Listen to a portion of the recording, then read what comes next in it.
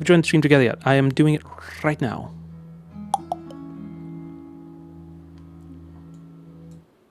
Ah. Yes. Ah, I see you now. Oh, so it wants to use my mic. Would that be allowed? Is that allowed? Hello? No. Is what I'm doing even legal? That's how I'm doing it. Okay. Basically, I'm running stuff into Stream Together and then running Stream Together into my OBS. Hmm. You would do it through your own OBS. Camera X is disabled. That's not true. I just allowed it. Sometimes if your camera, well, at least for me, if my camera's being used by, in my case, Streamlabs. Yeah, but Stream Together says no, we can't use your camera because somebody else is using it. So you may have to disable the camera in your OBS in order to enable it in Stream Together. In OBS, okay. There's another. Why two programs can't use the same camera. There is another way to do it, I believe, which is I can start a virtual camera in OBS. Ah, yeah. Allow. Or you could use the double extra secret virtual camera. Rare move, but very powerful. True. Jim is very quiet. Okay. I can fix that. Let me just try and see what the camera is doing first.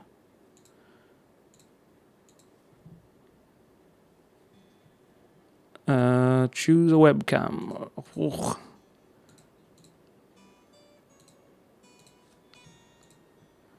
Oh man. Okay, let's see. Settings.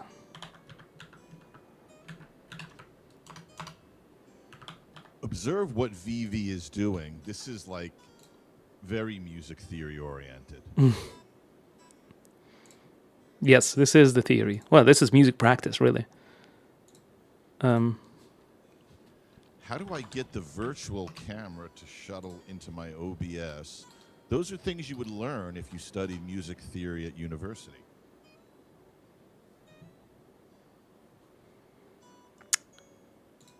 Oh, man.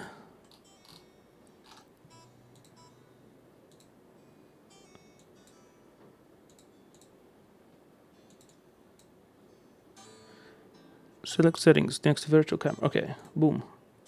Program. Scene. Yes. And the scene will be that one. Done. Oh, it sounds like you're making progress. Well, it's possible. Oh. Oy. Okay. Try side chaining the forward nacelles to the flux capacitor. That's exactly what I did, actually. Oh, that didn't work. Wow, that's surprising. Okay, I'm gonna disappear from the screen real quick for the viewers. What is that? Oh, Shed Chat just started. Okay. Yes, that's a favor he does to the viewers once in a while. Is disappears from the screen. Yep. I think there's a channel point redeemed for that, right? Where you can make VV disappear from the screen if you have enough channel points. Whoa, where did VV go? Whoa. Okay. It's weird. I can still hear him, but I can't see him. Activate. I'm gonna rejoin this call real quick. The thing. We're back.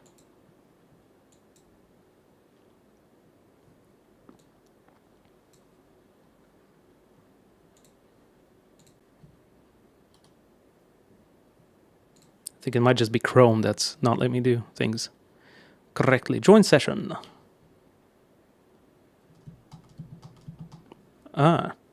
Allow. Oh, wait a minute. It muted you on me. Join the call. Yes. Notify the viewers. I mean, they're already here. Hopefully. Well, all three of them Turn camera on. Okay, we're back in the stream together. Now we just got to get your video. Oh, yeah, there we go.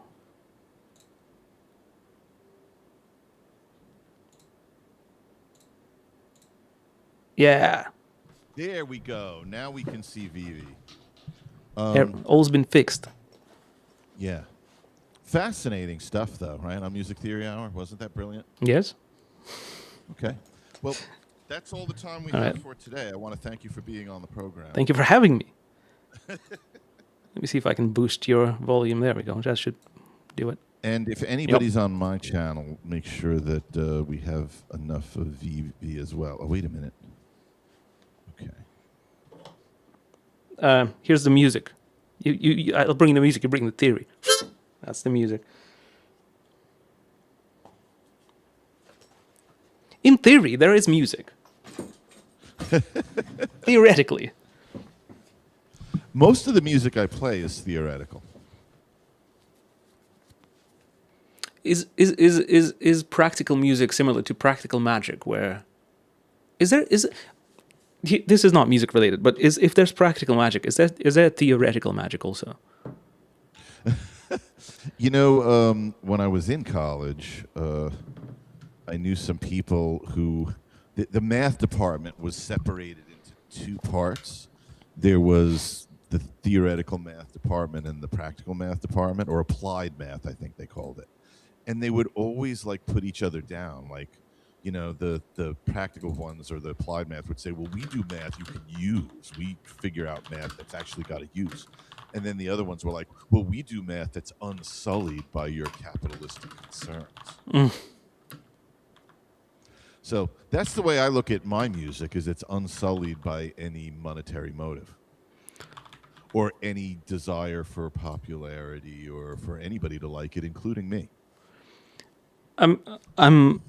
Same. I'm sticking to that as well. Yep. Definitely.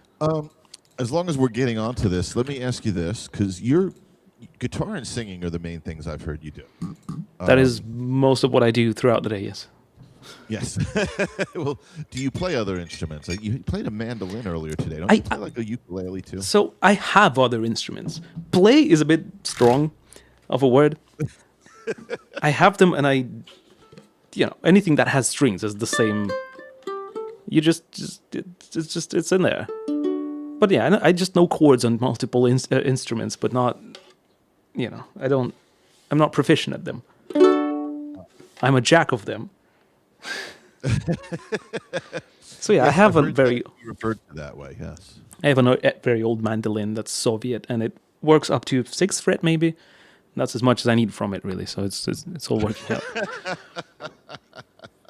And the ukulele, which is really, it helps that the chords are basically the same as the guitar.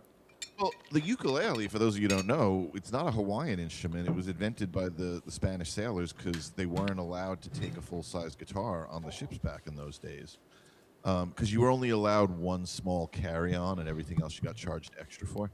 So they made these tiny little guitars so that they could still play. And when they were traveling around and they reached Hawaii, the Hawaiians appropriated it. Yep. So it is basically a little guitar. So the same chords, they work. They're just in a different key. It's like a guitar capoed at the 5th fret with only 4 strings. Yep. In fact, I was learning I had a student who wanted to learn a song from John Mayer. And I was like, oh, look, he's using all of these small triadic things up in the high part of the neck. And then it turns out, no, he was playing ukulele. Yeah. When did you start playing guitar? So I have been playing it for a very long time, but in a very limited capacity since I was 16, 17 maybe years old. I'm 33 now, so I'm too old to count that how many years that is. About 16 years. But it's just kind of been not even a hobby. It was just there. And then in 2020, I found myself with nothing else better to do. So, as did many people. So I started streaming. Now, can you really think of something better to do? Sir is off. Volk says, "This sir is only off. Must be the first American with humor." Now, wait a minute. I have shared chat, but I didn't see that comment. I think it may have. If you restart it, it might work because I did had to rejoin the thing. So the shared chat might not actually be happening right now. Ah, yes, you're right. I did have to restart it. Yes. That's the kind of music theory Yeah, that I'm talking that's about. the theory. See? I didn't have shared chat, and Vivi was instantly able to diagnose and fix the problem. There we go. Okay, we got. Yeah. Hello, Anna. We've Yes, got. hello, Art of Anna. And hello, Orbiter Guitars. Oh, it's hello. We're doing Yeah, things if now. you didn't see Orbiter Guitars comment, you may have to restart shared chat. I may Little have trick just I missed learned. it. I do that a lot. Well, no, it's because Yeah, well- it is working now, I believe. Yeah, but And it goes along with that non-egoistic attitude we have about, promoting our music that, you want to ignore the people in chat sometimes. exactly. Yes. I'm almost set up. There we go. That should look okay. Oh man. Yeah, okay. We have a stream going with cameras and things. This is good now. It's a good-looking stream, let me tell you. Hey. Oh no, I have two of me. Bye. There we go. That's what makes And it also- a good-looking stream. Yeah. Yeah. Let me just that doesn't there we go. Yeah. I had considered briefly, I was actually going to take a still shot of you and send it off somewhere and get a Vivi Lettish mask made. And then I was going to show up and wear the Vivi Lettish mask the whole So the fun part is that this is a mask. I look nothing like this.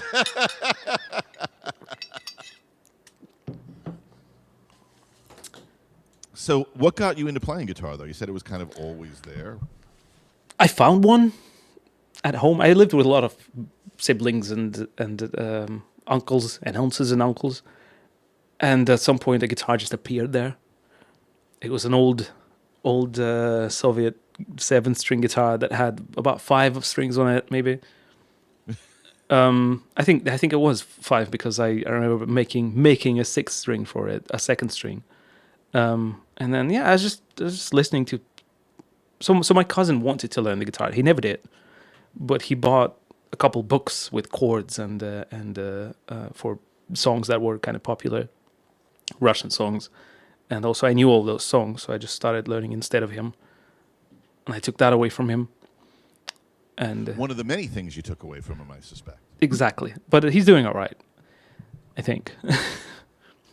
Last I saw him, he's doing He's fine. doing all right, but still blames you. If he does, I don't know about this, and I don't wish to know.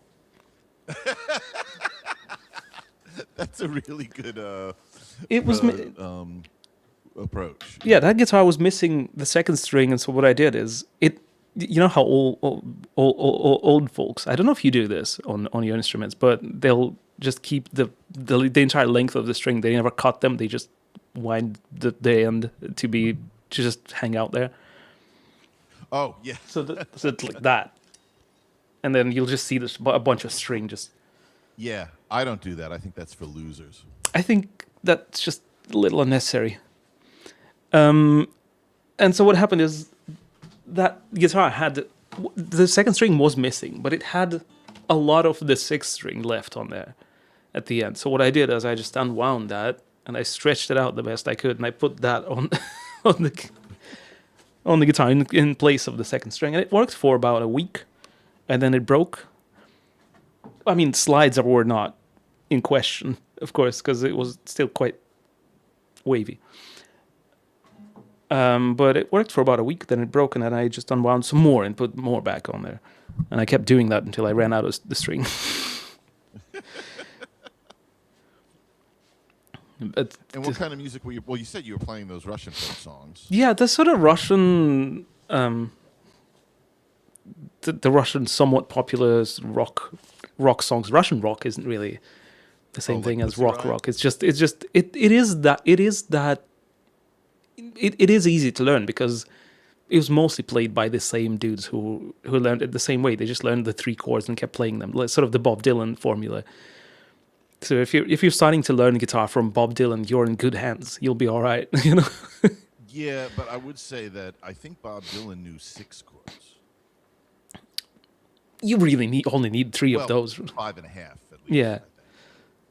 So it's kind of that. It's a lot of lyrics that sometimes mean something maybe, and then about 3-4 chords on top of it. So it was easy. It was easy to pick up based on that type of music. I was into it at the time. I really don't listen any more Russian music, and haven't in many years. I don't know. It's you start to see the shallowness after a while of the music. Isn't really, there is not much to it, the music itself, and then the appeal is in the lyrics, but the lyrics are just cryptic and don't mean much, or if they do, it's all made up. I mean, I guess everything's made up. So Yeah, but everything you said, I think, applies for me, to Friends. yeah, You know, that at first they're really cool, but then you start to notice how shallow they are, and they're all very cryptic. I had a friend who was a tree. He kept presenting me with new riddles every day. We're no longer friends. It sounds like he was trying to be your Zen master, your Roshi. He did talk really slowly. When I asked him to go to Isengard, he wouldn't. So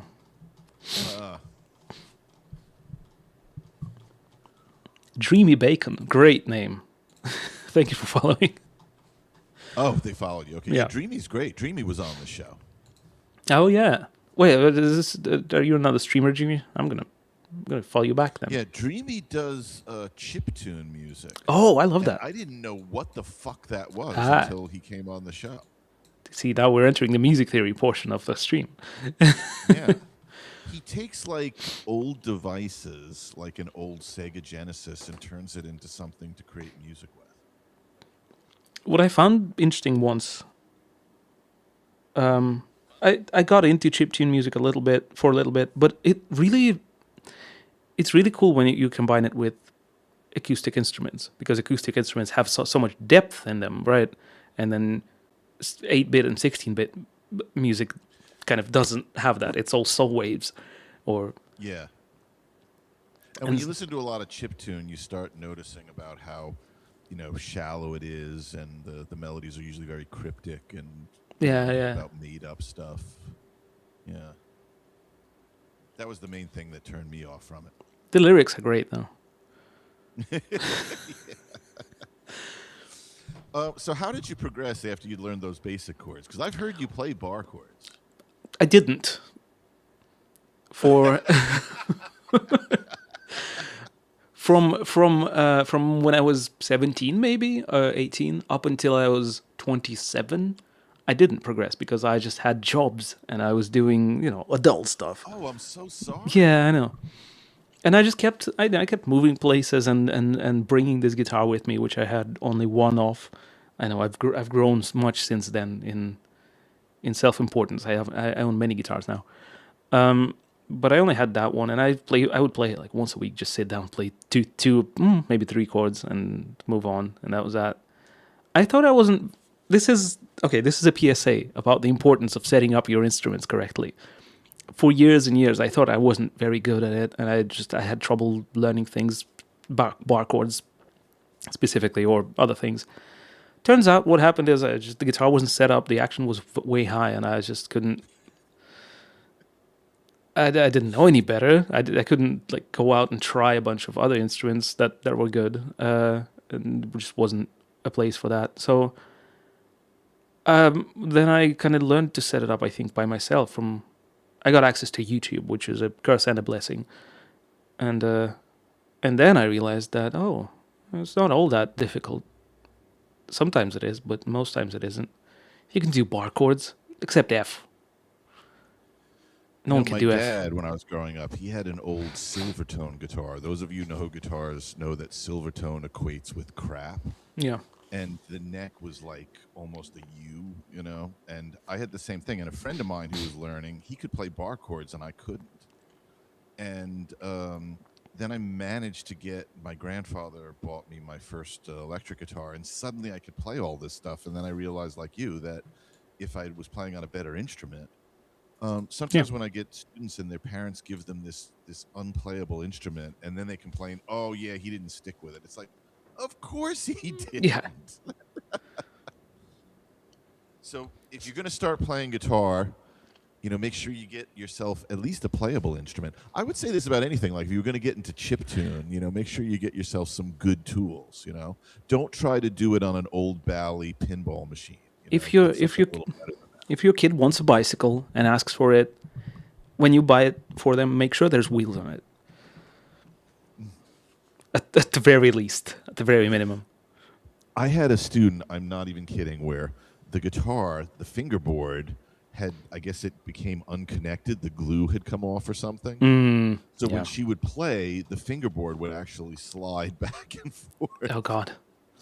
And she was really passionate about it. And I thought, and these parents, they'll spend like $200 a month for me to teach their kid, but they won't spend $300 one time to buy them a playable instrument. It's stupid, not just because it's important, it's not encouraging the child, but also because from just a purely financial point, aspect, it's kind of stupid.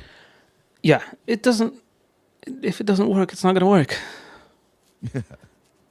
Simple as that. And so I just kept that for a while, and I think later on I just found myself with a little bit of extra time that I didn't know anything or have anything to do with.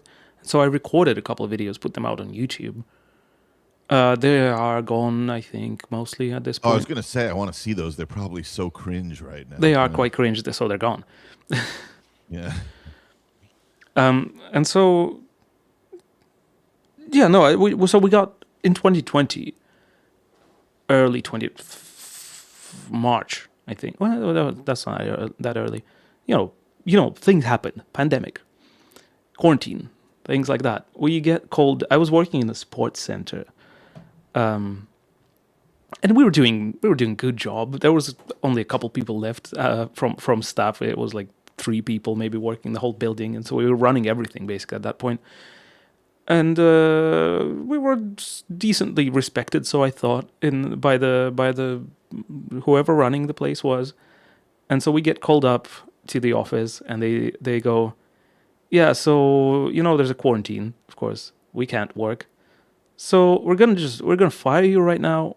We'll give you these pieces of paper that'll help you get on welfare for the time being. And yeah, just go. We'll call you back when we need you. Which, I don't know, seemed kind of disrespectful. So we took that, and I got on the welfare. And it was a pretty good deal because for 6 months, I think, I was getting paid enough to cover my really, really low rent at that point. And so I really didn't need to work at that time. And there was nowhere to work because, again, quarantine. And so I was just stuck at home. And I've been wanting to try and stream for the longest time, since 2013. I've been watching the streams since before music streams were even like a category, when they added the creative category at first. That's when I started watching them, and I watched a couple. And then later on it got split up into music and art and other things. And so I've been just thinking about it, but never tried doing it. And I found myself with all of the things I needed to do it. I had an old iPhone that I used as webcam, and I had a microphone at that point. I just bought a guitar at that point, and so I just cobbled it together, a little setup from everything, and from my one room that I lived in at that point. Started streaming. Now you have like 1.5, right? Actually, yes. Well, I have a kitchen now. Ah. I could cook things. It was one of those places with a shared kitchen and a shared bathroom and a shared shower. And so every time you want to go out to the kitchen, you need to meet all of your old lady neighbors and talk for an hour to them about everything that's happening in the world. So I would just never get out. Yeah, that's the worst part, is you just want to like cook yourself some fries, and now you have to. Here I am boiling my macaroni. Yeah. But so anyway, then we've got like a second aspect. So if you want to learn to play guitar, get a working guitar and wait for a global pandemic. Yeah, get some time. Get some Yeah. time on your hands. And yeah, that's just it. I just started playing it, and then I think with enough practice, anyone can learn anything. You can teach a dog to play guitar with enough time. I think people have. I'd like to see that. Isn't there a Twitch streamer who's a dog that plays guitar? Can we shout that person out? Boy, that sounds exciting. There's a dog Twitch streamer. Is that even legal? Yeah, and I used to go to that stream, but after a while, I noticed that just everything was very shallow, and the lyrics tended to be very cryptic, and just a bunch of made up bullshit. So I kind of lost interest in the streaming guitar playing dog. Dogs don't have fingers. How's that work? I mean, I guess they do Yeah, have but they fingers. can use their mouth the way that we use hands, so they do a lot of like mouth work on the guitar. I'd teach a monkey to play guitar. I think that's actually possible. Well, yeah, or raccoon because they have opposable thumbs. Yeah, a monkey can play two guitars at once because the feet are also hands. Yes. Or an If organ. you gave a monkey one of those double necks. I think John Paul Jones was a monkey. That's why he played all the foot pedals, the organ pedals, instead of bass. I think he's a monkey. I mean, I guess he is. He said in an interview, I remember they asked him about that because he had at one point he had a triple neck guitar. Mm-hmm. It was a 12-string, a 6-string, and a mandolin, and he was also playing foot pedals. He says, "Here I am playing this triple neck and working the foot pedals." And Robert Plant comes over and says, "Could you sing harmony on this?" Your mouth's not doing anything. Look. Hey, Ayward's here. How you doing, Ayward? Hayward. So now you've written some of your own songs, right? I wrote two, both back in 2020, and I have been horribly, criminally unproductive since then. Oh, okay. So you mostly you're doing cover tunes on your stream. Yeah. Oh, Anna says, "Is this dog get subs and bits?" I think that's called kibble. But yes, Yes. Yes, you can't cheer them in bits. You have to cheer them in kibble. subs as in sandwiches and bits as in kibble. Yeah. Yeah. Oh, and Hey, Snarf Kingdom's here. Hi, Snarf. Oh, There we go. So what attracts you to covering certain songs as opposed to other songs? easy. No. I don't know. The tastes are all, I guess, very subjective, and so whatever speaks to me, which unfortunately for the streams happens to be a lot of really obscure songs that no one knows. And but the good thing is that at that point they could well be originals. You won't know the difference. Yeah. It's a funny thing, and it's a thing that I think is there's a certain microcosm of Twitch that I think is great for that, because in general I've noticed most people they like familiarity. So when you play them the hits that they love, then they get excited. But there are people I think who will come to a stream like yours and hear stuff that they've never heard. I remember the time you did this brilliant song, and I thought, this is fucking genius, and it was aluminum foil, and then you told me, oh, that's Weird Al Yankovic. And I'd never heard It this is. song It is before. a cover of Royals, the Lord song, but then it's about. I don't know that foil. song either. Oh, So okay, for me, it yeah. was like, I don't know where this song's coming from. That but one it's was brilliant. big in 2016, maybe for about 2 months. It was very big. It was the number one song. I think. Yeah, I only get exposed to popular music when my students bring it in. Right. And lately, I've been teaching people where my students don't even listen to popular music, so I miss huge swaths of. I have never heard a Taylor Swift song all the way through. In fact, there's only one song I ever heard, and it was only the intro that I taught to a couple of people. I've heard the Taylor Swift album the whole way through. Oh, I'm so sorry. I think I did.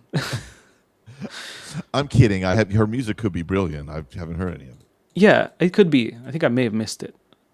But I'm expecting that if I was to listen to it, I'd probably find it to be very shallow and cryptic. I think what and a lot happened of is made-up stuff. yes. I think what happened is I heard it, but I didn't listen to it. Forgot to do that part. Solid plan, yeah. That's kind of what I do on your streams. Yeah, that's kind of what I do on my streams as well.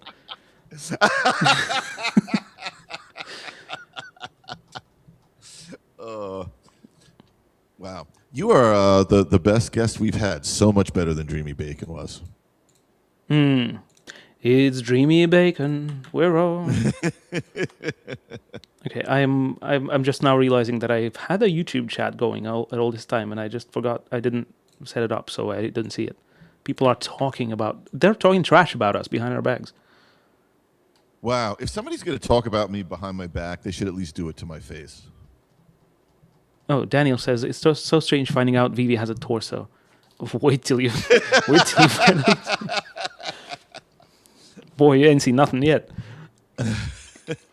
Well, he used to just have one, but now I think he has several, because of this self-importance. I have become more. I've become less than the sum of my parts because I've added more parts.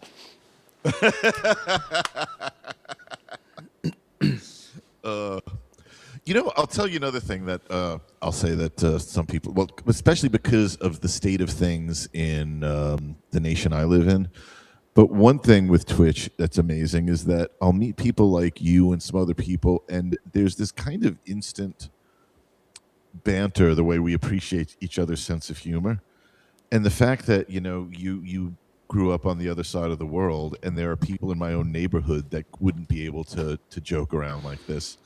It's kind of cool realizing that human beings, it has nothing to do with our nationality or our ethnicity, what kind of people we are. But it's also kind of sad to think that I'm surrounded by these people who, well, basically are very shallow and can't understand a good one-liner. That, and I have been studying your streams for a very long time, and also you talk in your sleep. You talk in my sleep. That's just guilty. Yeah, that's what. So Dino makes a good point. She said Vivi is very online. What happened is I grew up in Russia, but I spent the last 10 years of my life on the internet. Oh, so it's like moving to a different country, really. Yeah, and but this is an amazing thing about the age we live in. I've met people, and of course on the internet, maybe people who somebody who grows up in New Jersey, but they discover like Balinese gamelan, and they learn to fucking play it because you don't have to go to the place to learn the stuff anymore. You can just go online and find people who can teach you this stuff. Sometimes I long for the times of before recording was invented. Songs would only travel by people who learn them and go somewhere else. I mean, you could write it down, but then you kind of have to hear it also to know fully what it sounds like. I wonder what it's like too when there was a time when if you wanted to hear music, you either had to go someplace where music was being made or make it yourself. You couldn't just turn on like the days before radio. Yeah. What was that like? If you don't have the money, you just have you have a guitar or you have a piano or some instrument, and you go, oh, here's this tune I heard yesterday in church. And he try and recreate it, and that's how music is made. That's how jokes are being sort of spread up across the world as well. It's just this one traveling bard who'll hear a joke, and he's like, "Oh, that's good. I'll write that down." And then he goes over the sea to a different country and tells it there. That's why we're all universal, because of the traveling people. And now no one needs to travel because we have the internet. And it's like what you said about covers. You're like, I haven't made up any of these jokes myself. I'm just taking jokes that I took from sources people aren't familiar with and then saying them. And everybody's like, oh, he's so funny. And then I claim them as my own, yes. Yeah. Some of them I think I got from you. I think there's jokes I made on stream and passed them off as my own, even though they were. And that's because I know you probably stole them from somebody. I can't imagine. Exactly. And I got some from you because you talk in your sleep.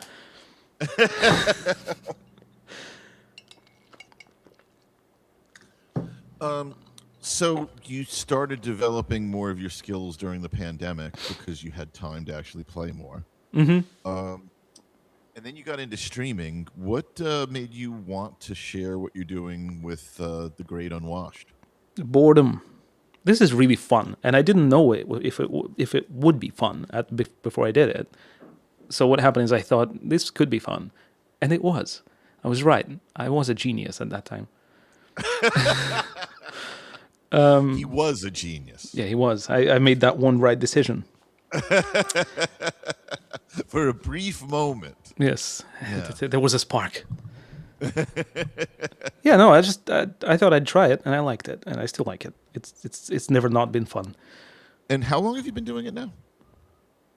What year is it? 6 years. 6 years, just over. Okay. Okay, so we've actually been online or on Twitch about the same amount of time. I believe so. Yes. Yeah. You know, I kind of started during the pandemic, but I had a student who told me about Twitch and said, you got to get on this thing. So I started doing it before the pandemic, and then the pandemic happened. And like you said, similar kind of thing. I was stuck sitting in my apartment a lot. So, okay, I guess I could stream now. Yeah. I don't know how many video games you play, but also it almost helped that my laptop at the time was terrible and I couldn't play any games, so I was quite bored. Oh. So Yeah, I had a student who her laptop, the fingerboard was like becoming disconnected from the neck. yes. And whenever she tried to play games, it would keep sliding back and forth. Yeah, my laptop, the intonation was horrible in it. See, that's what I mean. Do you see what he did there? Did you see It's a that? music theory joke, folks. Yeah. Oh, Veluxnu, thank you for the follow. These. Oh, wait, did they follow? Because it's a shared chat. Yeah, they followed They might you not have 'cause followed me. They they've might have been- followed you. No, Volux has been around for a while. Okay. Unless you haven't, Volux, unless you haven't followed me and have just been hanging out for years. Wanted to make sure before making a commitment. We joke, but Yeah. I had at least one viewer like that just would never follow, but kept coming back, and I couldn't even figure out how did they have a bookmarked? How does that work? How do you come back? Do you have to Google every time? But that's a lot safer than making the commitment of actually following. Oh yeah, and they'll see you, and they'll see your name out loud. That makes you real. That means you exist at that point. I think it may have Or been just, I Bowser. think Yeah. it means that if I follow them, then that means I'm an actual fan of theirs, and then I have to start wearing the T-shirt and telling people how I liked him in the punk days before he sold out and everything, and everything that comes with that. They probably just didn't want to go down that road. Yeah. Oh, Volk says I'm following your hair. I think he means yours because. Well.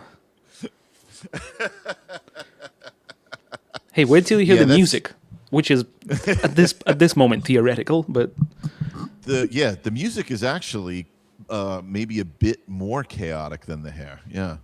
they match together. They match each other pretty well. Oop, there you go. So when you do cover songs, how do you learn them? Do you figure them out by ear? No. Ultimate Guitar. Shameful. Did you know that Ultimate Guitar was originally a website developed in Russia by a Russian developer? Here we go with the propaganda. I knew it was gonna happen. That's what it is. It's music theory. The three best inventions Russians have ever made were the theremin, Tetris, and the Ultimate Guitar. That's it. What about Sputnik? I don't know what that is. I don't. Sputnik. That was during the space race. The Russians were the first ones to put up a satellite. Who won the race? I think basically humanity lost. I think that's basically where they. Yeah, well, Leica was a dog. We didn't invent the dog. I don't think. Oh, can we get a shout out to Leica? Leica's the one, the guitar playing dog I was talking about. What? She's alive? I thought she died in space. Maybe it's a different Leica. Let me Google. But let's get a shout out to Leica. Is it just Leica? Or is it? Let me see. I'll find them. I bet you there's a streamer who goes by that. Oh, definitely, yeah. There's someone who the account name is taken for sure. But Oh, it's not letting me go into my own chat. This is some bullshit. I'll go into your chat. What do you want? What do you want typed out? I was trying to do a shout out to Leica, and it says you have to sign in. It's like, sign in. It's my fucking stream. I'm gonna give a shout out to Leica, just Leica, and see if that gets us anywhere. No, that's Leica has been playing NBA 2025 last time, so I think it might be a different Leica. There was a great surf band that I was on the bill with once called Leica and the Cosmonauts. Oh, I like that. That's a good surf band name, for Yeah. sure. Let me see if I can find a. No, can't find it. Oh, nope. Computer, show me guitar Twitch playing dog. We have all this AI now, and what's it good for? Ooh. Oh, I've been thinking of retooling my whole stream to AI, where I won't have to do anything myself. AI will just have a little image of me doing the stupid things I do. since I've started, I don't think AI can do that yet. It doesn't do stupid. It doesn't do stupid stuff on purpose. It only does stupid stuff when it wants to. when it thinks I don't it's do doing something. stupid stuff on purpose. I do. It's just what happens. Am I screwed?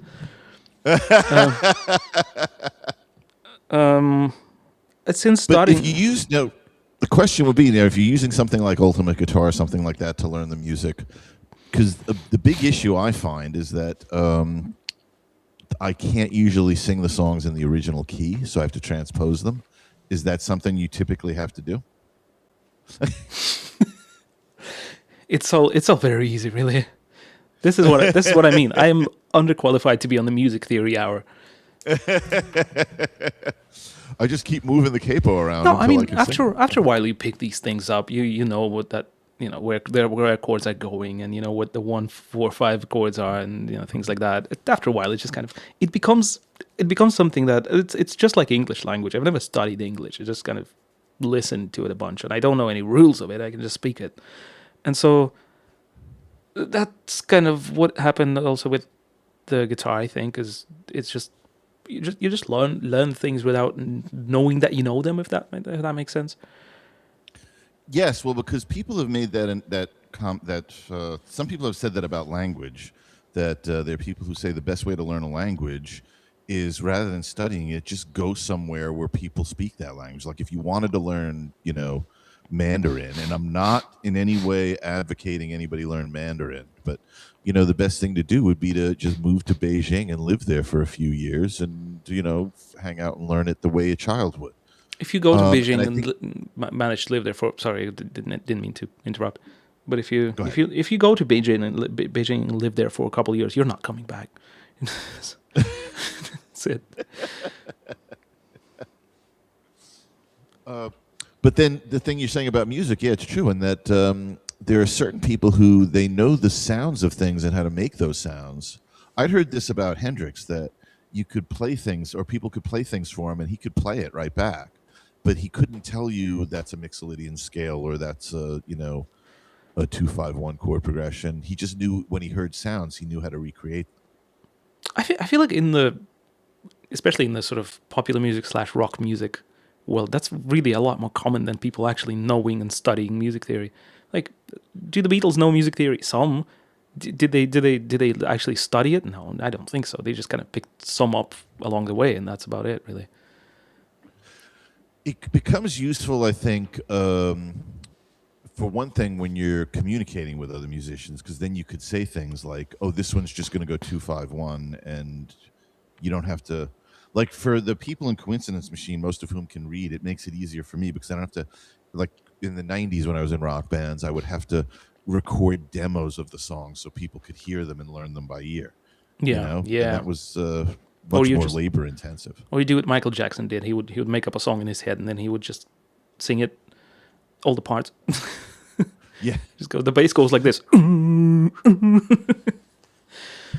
But same problem though is then you need musicians who can hear what you're doing and figure it out. At the end of his life, Hendrix was scheduled to take lessons with somebody because he wanted to learn to read and write music. For that exact reason, he would come in and play something on the guitar like he wanted a sax part. He'd play on the guitar, play, oh, play this, and the sax player would be there fumbling, trying to figure out the notes. And it seems like Hendrix just thought that other people were like him. When you hear it, you can sort it out. And But then but you realized, okay, also easier if I could write it down for them. Also, that is something that leads to. This is why bands are important, especially because of this broken telephone thing. You can end up with really unique results that wouldn't have happened any other way. Like Steely Dan are recording Deacon Blues, and they just want a solo, but they don't know which solo. They want a solo on the saxophone, and so they put out an ad, and they start auditioning all these sax players, and they come in and they play their own improvised solos, or maybe something they've made up already, and they just look through it and they go, nah, that doesn't, none of it fits, until they found someone who can play a solo. They didn't tell him what to play. He just came in and kind of did something, but it's a lot trickier and takes a long time to get that right. Or sometimes you don't know what you want, and you tell someone, hey, what have you got? That's the collaborative part of it. That I agree with you, and this is something that I think sometimes gets in the way of people. Usually, and there are people I've known, usually in the kind of jazz field, where they want to be perceived as geniuses, and they think that means they have to tell everybody exactly what to do, and then they're a genius. But sometimes it can be nice to allow space to be surprised, because then somebody might come and play a drum beat or a bass line that you'd never thought of, and it could be the perfect thing for the two. Happy little accidents. Yeah.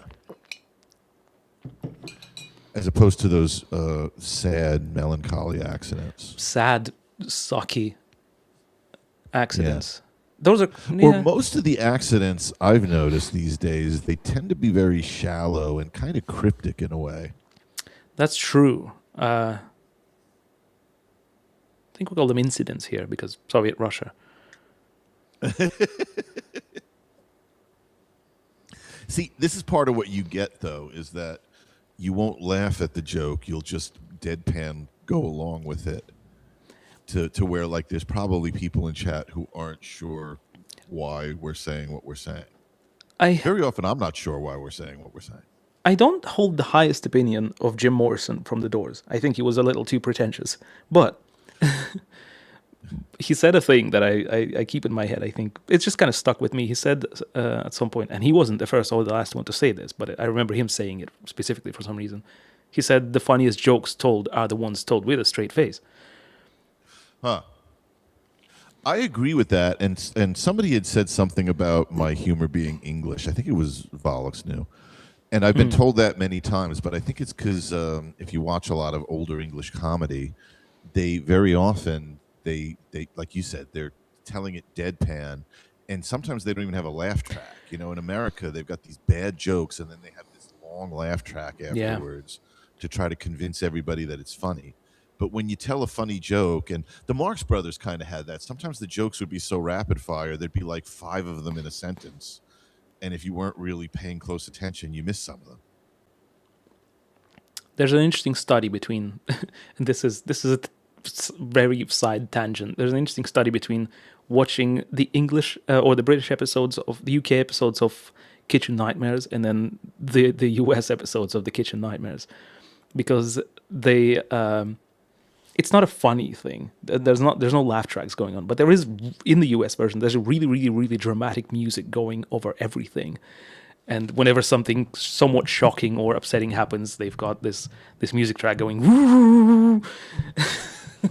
and then you go back to listen to the original one. They're just yelling and screaming and cussing at each other. There's no music happening. All the intensity just comes from the people doing it. Hey, G-Scape. G-Scape, another great guest on Music Theory Hour. I am following you as well. Boom. Maybe not Vivi Lettish level. I mean, that's how many people can really... No one's on my level. The bar's so low. Yeah.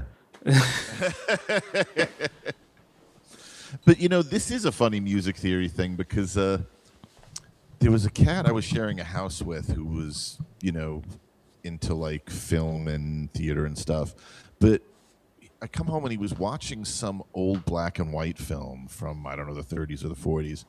And there was this scene, I think there was a couple breaking up, and it was all those soppy strings, with, you could practically hear the tears in the cello parts. And I remember he commented, he goes, "Yeah, you hear that music? That's because they couldn't act for shit back then, so they had to Yeah. overdo the music to create the emotion." And kind of like what you're talking about, where the yelling and screaming could have been comic, but it's like they were like, "No, but this can't be comic. This is This is drama. nightmares." This is people having a conflict. So they had to put music to let everybody know, "Don't laugh at this." Yeah. Be upset right now. Yeah. Now the part about that's ironic is people like you and me, probably they add that music, and that's just going to make us laugh a little bit harder. Yes. Yeah. Well, that's the thing about that John Morrison quote too. I don't know. He may have been joking, but I said it with a straight face, so I believed it. Studied music and I regret it. Have you tried studying more music? That might be the answer. What? Yeah, I'm curious as to what you regret about it, because I was in this alternative group where the bassist had come up in the punk scene, and I remember him saying to me once he didn't want to learn anything more about music because he didn't want it to change his style, which is weird to me because it's kind of like saying if I learn more vocabulary, it's going to change my personality. But it might. It very well might. People who... Which most people might say that would be a good thing, but that's a side issue. You don't want to accidentally start thinking you're smarter than you are. Yeah. I'd hate that. This is my worst nightmare, thinking that I'm actually smart. I'm fine. Yeah, Okay, but I find it difficult to believe you would ever be able to convince yourself of that. No, I'm too dumb to believe myself. Yeah. No, but you learn things and you think, I spent all this time learning all this stuff. I must know more about the world now than I did. No, you don't. What I've found is that as I've studied music, is that the more I've learned about it, the more I realize how little I know. Yeah. This is also, I never studied music or really anything, but just by listening to music and exploring different genres and areas of music, you realize that my field of view is so narrow on this, and there's so much more happening around. And the more you learn, the more you realize that it's endless. This world. Yeah. I saw a great Tom Waits quote where apparently he said something like, "Well, how do you learn to write songs? You don't learn it by studying it. You learn it by listening to songs." Yeah. Yeah, but I feel like you could, depending on the genre of music and how you want to approach it, you can do both. You can do either. Yeah. Nick Cave has I think, go ahead. Oh, I was going to say, I think that the more the issue is the people who try to use theory without hearing it. Like if you find out that, they use, like, for instance, in jazz, something called a tritone substitution. And if you say, okay, I'm going to put tritone subs in, okay, maybe you'll figure out a way to make it work. But if you've listened to that music and heard what a tritone sub sounds like, but more importantly, discovered what it feels like, then it becomes part of it. In a way, it's kind of like we were saying about learning vocabulary words. If you learn the word indefatigable and then shoehorn it into your sentences whenever you can, it might come across like you're quite pretentious. Or potentially so you might still come off pretentious if you read it in a book, for example, and you didn't realize that it's like a difficult or a unique word, and you start using it. People might still think you're pretentious, but or hearing a tritone in a song and thinking, I'm not stealing. I'm just taking I'm taking inspiration and putting it in a song without realizing that's what you're doing. You might end up with the same result, but through a different process. I don't know what my point was. I think with anything, not just with music, but I think any art or any human endeavor, I think the trick is balancing those two aspects where you can take concepts, but then learn them to a degree where you know where you can express them without it seeming like you're trying to make it to use this concept. That, I guess that's the thing we're saying about humor. Some people, they're trying to make jokes, Oh boy. and it comes across like they're trying to make a joke. There's an interesting clip from. This is about comedy. I'll go back to music afterwards. There's an interesting clip from a comedy special, I suppose. It's not really a comedy special as such. From many years ago now. It's a talk. It's kind of a podcast, kind of like this one, but they're all in the same room, and it's a couple comedians, including I think Chris Rock is there, Jerry Seinfeld's there, and importantly Ricky Gervais is there. And Ricky Gervais spent a long time, like a good portion of that talk, convincing the other comedians that just being funny isn't enough. He wanted to be smart. He thought, I can't just make a joke and have people laugh. As if it's a dumb joke, that means I'm not doing my joke well, which is ridiculous. And as far as music goes, it doesn't. You could be smart about it, but you don't have to be. You could come from an academic place, and that works too, but it doesn't. It's not a requirement. You can't. That's not just the one way to do things. Nick Cave has a quote. That it's kind of the opposite of that. It is kind of that academic approach. He said that I can't remember the direct quote, but it said something along the lines of, I can't just be inspired and write a song. I have to go.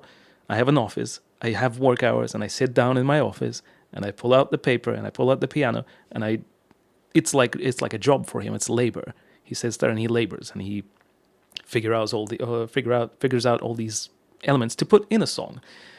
He enjoys it in the same way you would enjoy a job that you like, but it's not just a frivolous sort of inspiration strikes thing for him. It doesn't happen. So he has that academic approach, and he studies things, and he then uses them to construct. Well, the first part I have trouble understanding is a job that you like. That seems like an oxymoron to me. Yeah, if you like your job, it's not a job.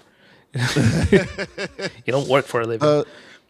I tried doing that at certain points in my life where it's like, okay, I'm going to, sit down and write stuff. And what I've found for me is that if I sit down for an hour and work on a song, I don't accomplish anything. And then I go for a walk in the park. And while I'm walking, I hear like, 2 lines or a pair of chords or something. I don't think, though, that it's like this goes back to this guy, Henry Poincaré, who talked about this stuff. But I think it's because I sat and worked on it for an hour that I was able to hear something when I was doing something else. I don't think I would have heard those things if I hadn't sat and tried to come up with something for an hour.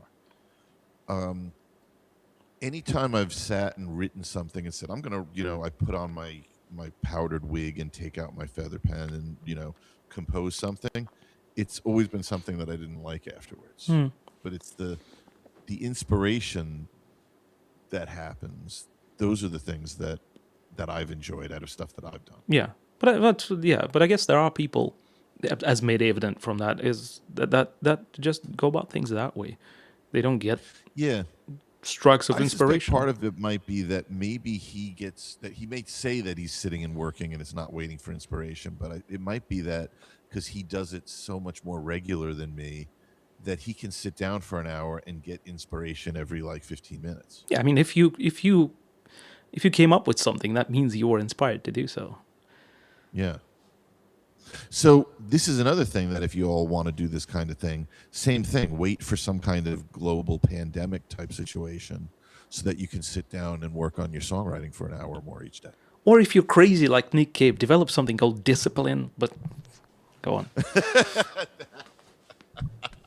You see what I mean? He said that joke with a total straight face, like, somebody would be able to do something like that. Yeah. Haven't found a way yet. Who here thinks about grammar? Molyneux That is something, quite honestly. Now, granted, what I'm talking. Okay, so I think this is why this makes this tricky because I'm not necessarily like thinking when I'm talking to Vivi right now. I'm mostly thinking about like my taxes and what fiscal elements I can declare as um, to take off on them, but whatever. That's mostly what I think about when I'm like think while talking with or listening to Vivi is stuff like that. But so I may not be thinking about the grammar and the syntax, but I do think about that sometimes when I'm writing like a lyric, or sometimes when I'm making a joke. I'm trying to think of how to phrase it that makes the maximum amount of humor. Um, and I think what happens in all of these situations with music as well, like if I'm improvising, I might not. I know I'm aware of what scales and or arpeggios or whatever musical elements I'm using, but it doesn't necessarily mean that I'm sitting and going, "Oh, well, we're playing on this chord progression and the songs at this tempo and Venus is in the house of the Ram, so therefore I should do this or this." I think it's more that we learn those things so that they happen. Um, the comedy thing is an interesting thing because when I was in like, first grade, I discovered that I would say things and people would laugh. So I just kept doing that all the time. I was going to say through, and then I realized, well, kind of through today. That's still something I do. Yeah. So in a sense, I've been practicing that kind of thing my whole life to where and this is the thing, the Nick Cave thing I'm saying, that maybe I work for something and then I have to go for a walk. And after a week, I've heard like 2 lines, but he's been doing it so much that he could sit for an hour and come up with like 5 lines. See, I had to develop that way later in life because my mom laughs at everything I say, which doesn't really help develop a comedic timing at all. Yeah. So You come home from school and say, "Mom, what's for lunch?" And she starts laughing. She starts like, laughing. I wasn't making a joke this time. Yeah. and then I ask why. She just goes, "Hey, you just sound funny." You sound funny. You look funny. You it's smell funny. funny. Yeah. But actually, yeah, the smell is. I think I think that one I still do. Most part, it's just no one is around to tell me. This is one good thing about streaming on Twitch as opposed to playing actual shows in person is no one gets to smell you, or you don't get to smell anyone. Yeah. You can just sit there and bathe in your own odor without having anybody else's smells disturb it. I don't smell myself. I'm desensitized to it. Yeah, I think we all are. Kind of like how apparently your nose is in your visual spectrum, but your brain ignores it. No, I can see it. Well, when you're conscious of it, yeah. But Yeah, most of the time we go around. Well, and plus, I mean, your nose, yeah, it's probably harder to ignore. I have little eyes, but a bigger nose. Do you only play on Twitch, or do you ever perform in the real world, as they call it? So I'm now realizing that there's a part of that development that I've left out because I forgot about it. I was in a band. Oh, really? For a while. Yeah, back in school. I was still in school. I was maybe 17. I joined this band, so I was going to a Sunday school at that point. I wasn't and aren't religious, but I just happened to be going to the Sunday school because we had there were other kids there, and we were hanging out, and they started. They probably had like food. They had food. Well, so the guy running the band, the important person in the band, the bass player, was the son of the pastor. And the pastor was one of the wealthiest people in the town, as they usually are. At least in Russia, they.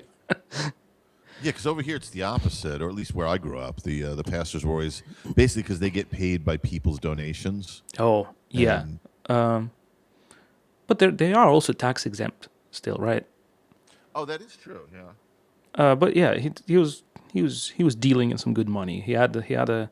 So they lived in this. They repurposed an old building in the middle of the town that used to be a school, and then later on it was a music school.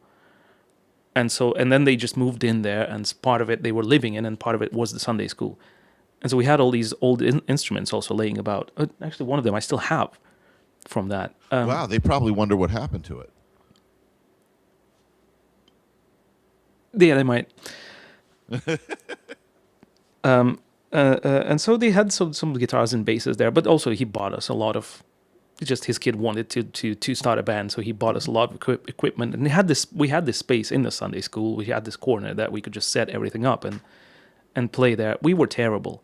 We did not know how to play. We had the means to do it, but not the skills. And so it's a good thing there aren't really any recordings left of that. But yeah, I came in not really knowing how to play guitar, and I kind of left not knowing how to play guitar, I think. But we had a lot of fun. You didn't know how to play guitar so much more than when you got there. Right? That's true. I also didn't know how to play bass when I left, and the drums. We had a drum kit, and we'd never seen a drummer up, and I don't think I've ever met an actual drummer in my life and talked to one. So up until this moment in time. Yeah, we're just kind of knocking about and having fun. But we did play. Back to the topic, we did play some, not shows, but we played live a couple times with the band. It's a completely different thing. It's not. There is no pressure. I knew we were terrible, but I didn't care because I wasn't in front and center. I was just the guitar player. And so that was fine. But then no, I've not played live by myself. I don't think ever. I think I'm still too anxious to do it. Maybe I was a very, very anxious early young adult, to the point of not leaving my house or being too scared to get on a bus and things like that. So I've gotten better since then. Clearly, you don't seem like that at all. Through this or through other things, but there are still, I still have those blocks in certain areas that really the thing that would work for me would be exposure therapy, just doing it and then being scared of it later. Oh, that's what exposure therapy means. I think so. I thought it meant something quite different, and I almost got arrested for that. I almost got a girlfriend once for that. This is an interesting thing that Dreamy and Volanu are disagreeing on. Dreamy Bacon says about music, it is a language that needs no education to understand, only to speak. And Volanu's saying they would like to argue. Are you arguing about the no education to understand or the education to speak? This is the thing I always find curious, is there are people who will sometimes get exposed to a type of music and then they don't like it, but their complaint is they don't understand it. Which I find bizarre, because there's musics that I like that I don't really understand, but I like listening to them. You don't have to understand something to like it, and you don't have to like something to understand it. Language needs no education to understand, only to speak it. So I will also disagree with that, because on my own experience, my grades were terrible in school, but I can speak Russian just fine. And also, I never studied English, but I do speak it. So I guess... Yeah, but you speak it pretty crappily. That's true, but so does everyone else. So mostly when you speak English, I notice that what you say tends to be very shallow and cryptic. Cryptic, yes. Yeah. And I don't even know what those words mean. No, you don't. Because I never studied them.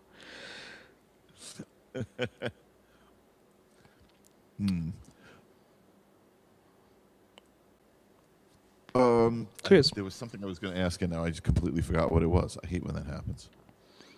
So playing live would be probably really scary a couple times, and then it would be fine. I think that's probably it. And it would be a lot of fun. So someone who had a lot of stage fright, and you'd never ever known about this, was Bruce Springsteen. Oh, wow. Yeah.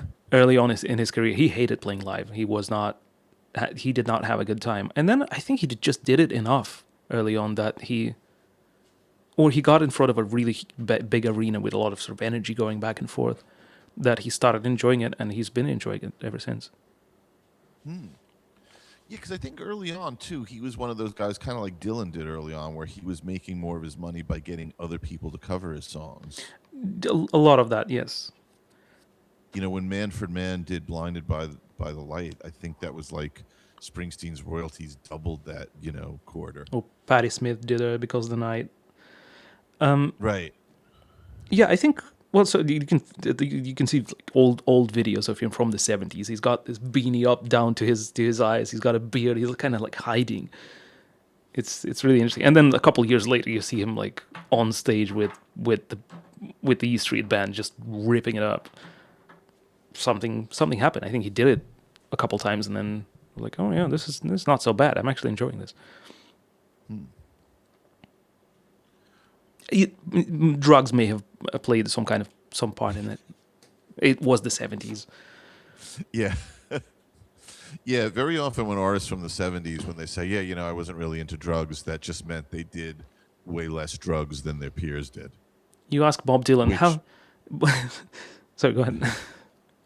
Yeah, well, no, just like the idea that if you're comparing yourself to Keith Richards, you're probably like, yeah, I wasn't really into drugs. Yeah, no one still was mad. really that into drugs compared to Keith Richards. You can't do enough drugs to even get on a similar level. Or they asked Ozzy once about it, and he said, "Let's do it." That's what he said, Yeah, I remember that. That is exactly what he said. Yeah. which sounded a bit shallow And cryptic. and cryptic, especially cryptic. No, Bob Dylan has to like jump through all these hoops to go to reason his like, oh, you know, I wrote "It's All Right, Ma, I'm Only Bleeding," and he reads out his lyrics and he's like, I don't know how I came up with this stuff. With this stuff, I can't do it anymore. No, Bob, we can. We know. It's Although I would make an argument about that because I even feel that about some of my stuff when I look back. I'm like, I don't know how I wrote this. I don't think I'm that guy anymore is the problem. And there was a comedian. There was a group of comedians. What's his name? Louis Black used to do this thing. Would have a group of comedians on, and they would discuss a topic. But of course, they were kind of creating jokes about it. And they were doing one on drugs, and this one of them, who I don't remember his name, said, yeah, well, you know, everybody says, oh, well, look at the Beatles. The Beatles did drugs, and they did all this brilliant stuff. No, the Beatles were geniuses who happened to do drugs. You're not so much. John is in question, but the rest, yeah. John may have only written good stuff because he was doing so much drugs. He was on heroin throughout it. That's a big one. That's a lot. I didn't know he did heroin. I knew how much, you know, psychedelics and marijuana that they all did pretty much. But, yeah. There's the great story that Jeff Emmerich tells that when they did, when Paul wrote Desmond Has a Trolley in the Marketplace, that song, Obladi Oblada, he actually was trying to make it a reggae song. Oh. Paul and Ringo and George were working on it and, you know, not really getting anywhere with it. And all of a sudden, John Lennon throws open the door and comes into the studio and declares, I'm more high than I've ever been. I'm more high than any of you will ever be. And this is how we're going to do the song. And he sat down on the piano and did the bump. You go, all right, John, why don't you do the intro to this one? Well, the way Emmerich tells the story is Paul at first looked like he was going to throw a fit and like punch him. Yeah. And then he like took a breath and said, okay, let's try it that way. Yeah.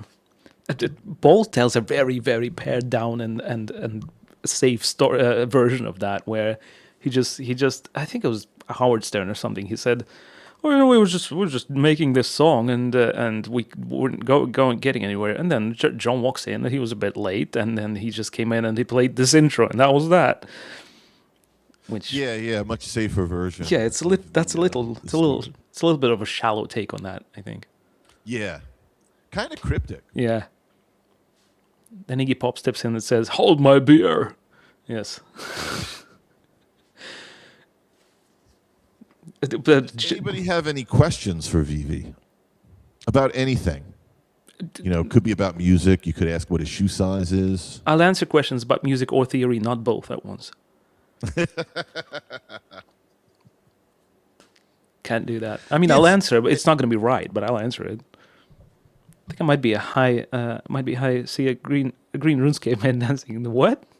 I don't know what you're talking about. Remels, and you know the thing is I saw that, and I think I might be a high ATM, and I thought like one of those cash machines. You mean? There's money coming out my mouth. The reason is I have him in my stream. There he is. I have him in my stream, and I'm just using the OBS scene from the stream to it goes into the call now. So he's just stuck up there. Oh, right. Because I'm looking at the stream together feed. The square one, yeah. Since yeah. it's in your feed, the overlays are still going to be Yeah, it's there. just over there. Yeah. For most musicians, getting high went straight into heaven. Yeah, on the stairway. Well, and it's a funny thing because some musicians, there are people like Zappa who was apparently very against the idea of his musicians using drugs. He was against many things. Zappa was. Yeah. He kind of made that a big part of his personality, is being against stuff. Yeah, and sometimes, because, you know, Fripp, he has this very kind of pretentious English intellectualism, and somebody told me that that's really just a persona he does for public, and then if you meet him in person, he's really a regular guy. So I wonder if sometimes people adopt a personality. I mean, I'm certain you do that. I'm certain if I actually met you in real life, you're nothing like what you are right now talking to you. Very cryptic and a little shallow. I bet you're a lot of shallow. Although, can you be a lot of shallow? Or is that an oxymoron? No, you're either shallow or you aren't. I think that's it. Ah, it's a binary thing. You're one or the other. Yeah. Are you guys You know, into Zappa?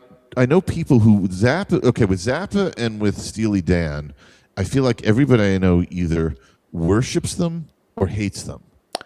And I'm kind of in this place where I like Zappa and I like Steely Dan, but they're not. You know, I don't see them as being the beyond human geniuses that a lot of people, you know, do. So I'm not into Zappa yet. I would like to get into him, but I don't even know how to approach it, from which side. There's so much. There's just the body of work is so huge, and I don't know what to do with such a body. That's what she said. Exactly. To somebody else. Exactly. Wait, you said Steely Dan is too nice. Did you mean is or isn't? Yeah, I know. Well played, Volanu. That's cryptic. Because the people who hate Steely Dan are going to be like, "Yeah, Volanu knows," and the people who love Steely Dan are going to say, "Oh, Volanu knows." Well, yeah, I was actually just about to say that. And Steely Dan is jazzy and pretentious, but also kind of nice to dance to. So I don't mind it. Zappa isn't nice to dance to. I tried. Peaches and Regalia. How do you do that? Yeah, good point. You know, a thing about Zappa, though, I've seen a documentary on him, and it's funny because sometimes, for me at least, I think of these artists as being these fully formed kind of personalities. But Zappa, in the beginning, he put out those 3 albums, Hot Rats, Waka Jawaka, The Grand Wazoo, which were kind of like fusion albums. But likewise, he was also doing the group with Flo and Eddie. And it was almost like, you know, I mean, if the other albums had become popular, he might have gone more in an instrumental direction, and we might have had very different, a different body of work from him. Zappa strikes me as someone who maybe isn't a bad person necessarily, but someone who gets bored very, very easily and very quickly of everything. And so, instead of just having a normal interview, he'll just take the piss the entire time because he's bored. Or instead of doing one genre of music, he'll do 3 albums a year, all in different genres of music because he's bored. He's like, "Oh, I did this.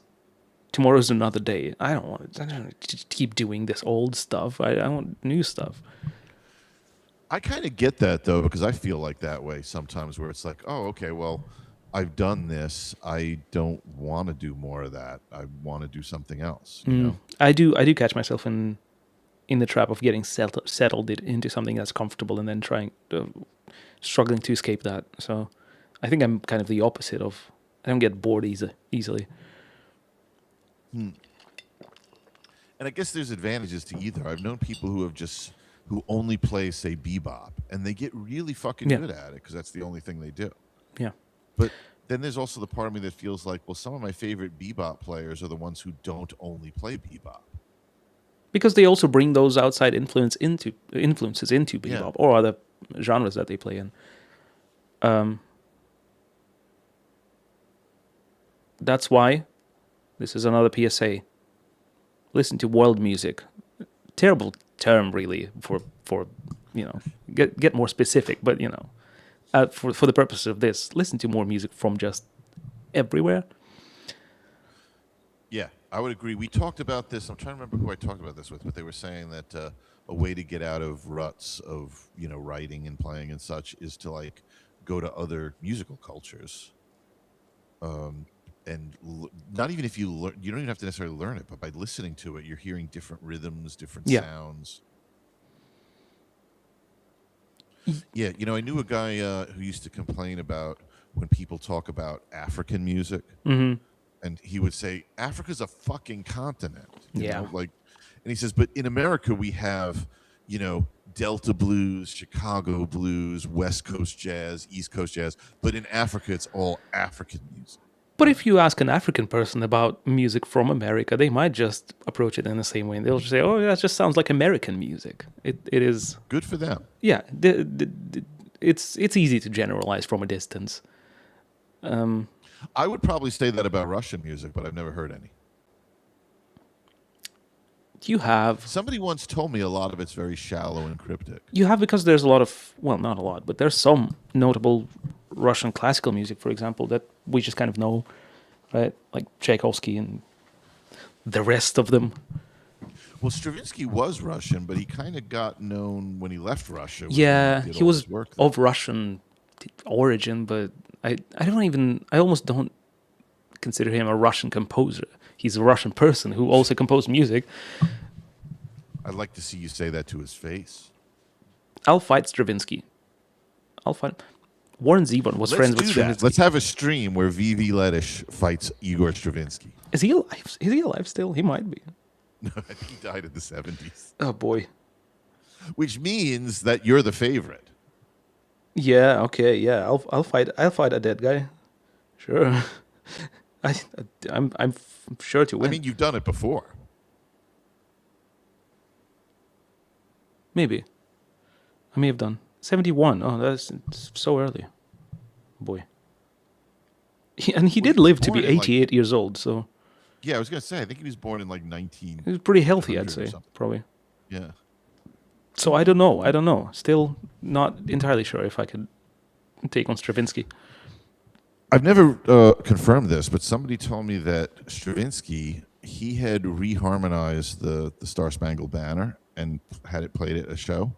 And he got arrested because at the time, and it might still be on the books, but there was a law that you cannot basically fuck with the national anthem.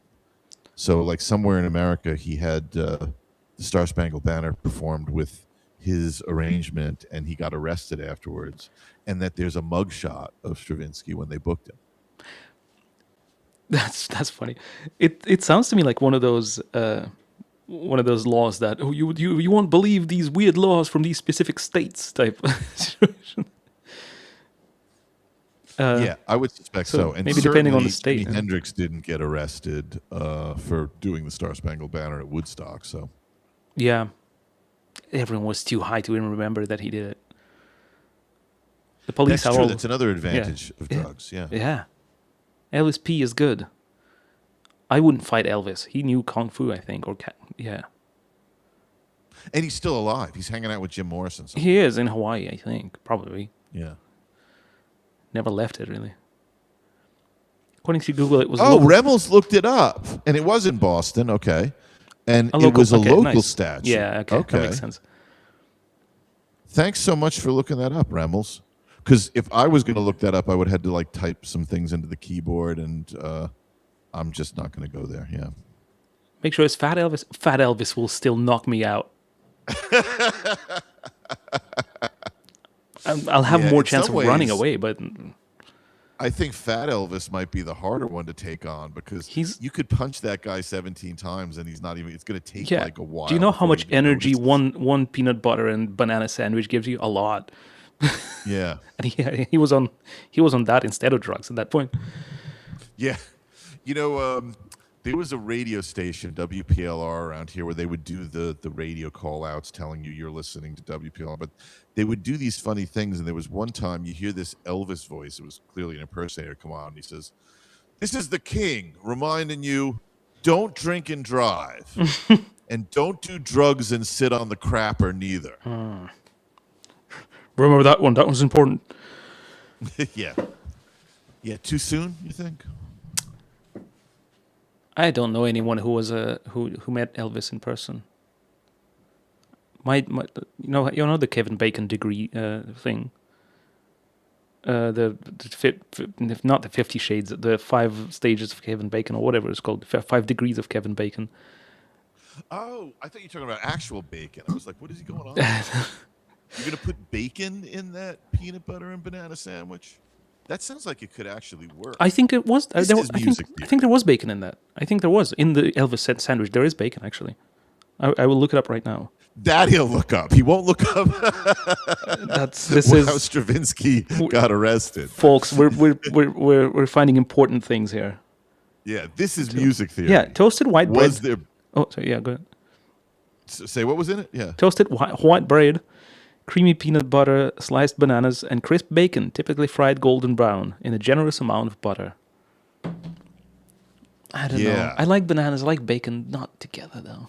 I think that the heroin might have been healthier than that. Oh well, evidently it was. Yeah. Yeah. Oh, by the way, Thrust Puncher's here. I would give that cat a follow. But yeah, that sounds really good, Thrust Puncher. But I think that I think you're like every one of those sandwiches probably takes like at least a year and a half off your lifespan. Heroin makes you thin and sporty. Yeah. Yeah, heroin's a much better drug for weight reduction than Ozempic or all that other bullshit. And fun. Ozempic isn't that fun. Yeah, I've heard, right. Yeah, I tried snorting Ozempic once. I did not enjoy it. Yeah. Fun name though. I like the name. Thrust. Well, that's I think a problem for me. I think with the drug industry is that they're marketing. It's marketing, so they're giving these drugs these fun names, you know, and like trying to brand. It sounds like a wizard from a book. I am Ozempic the Great.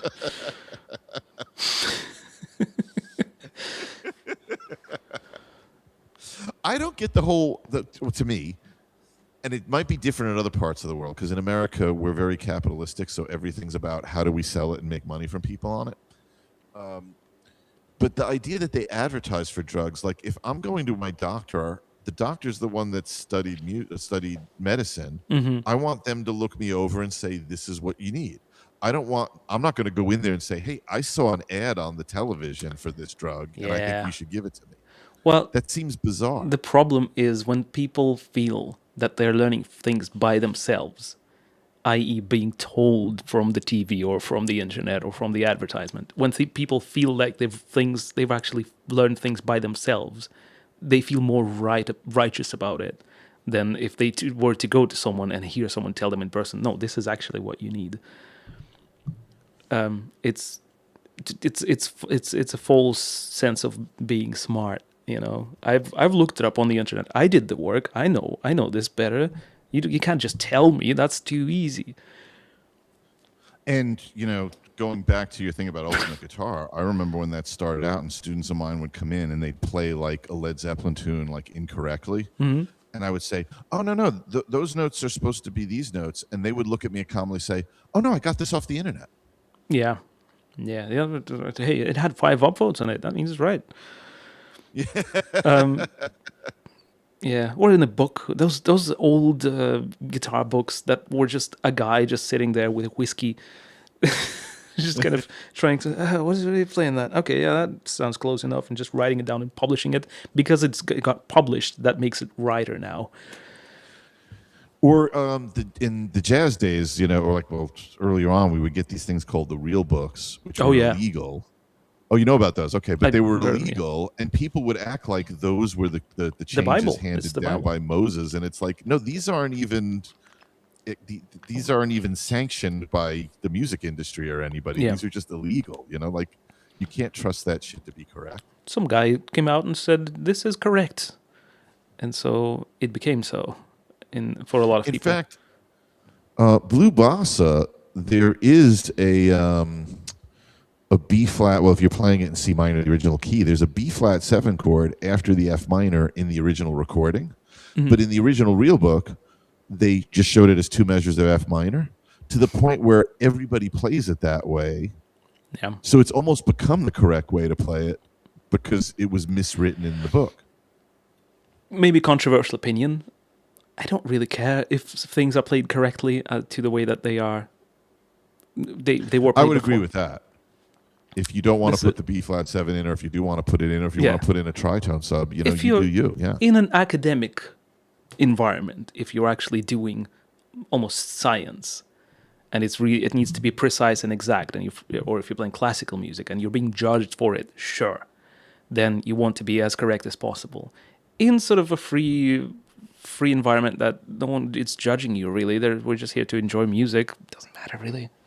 In fact, that's your take now. There you go. Yeah.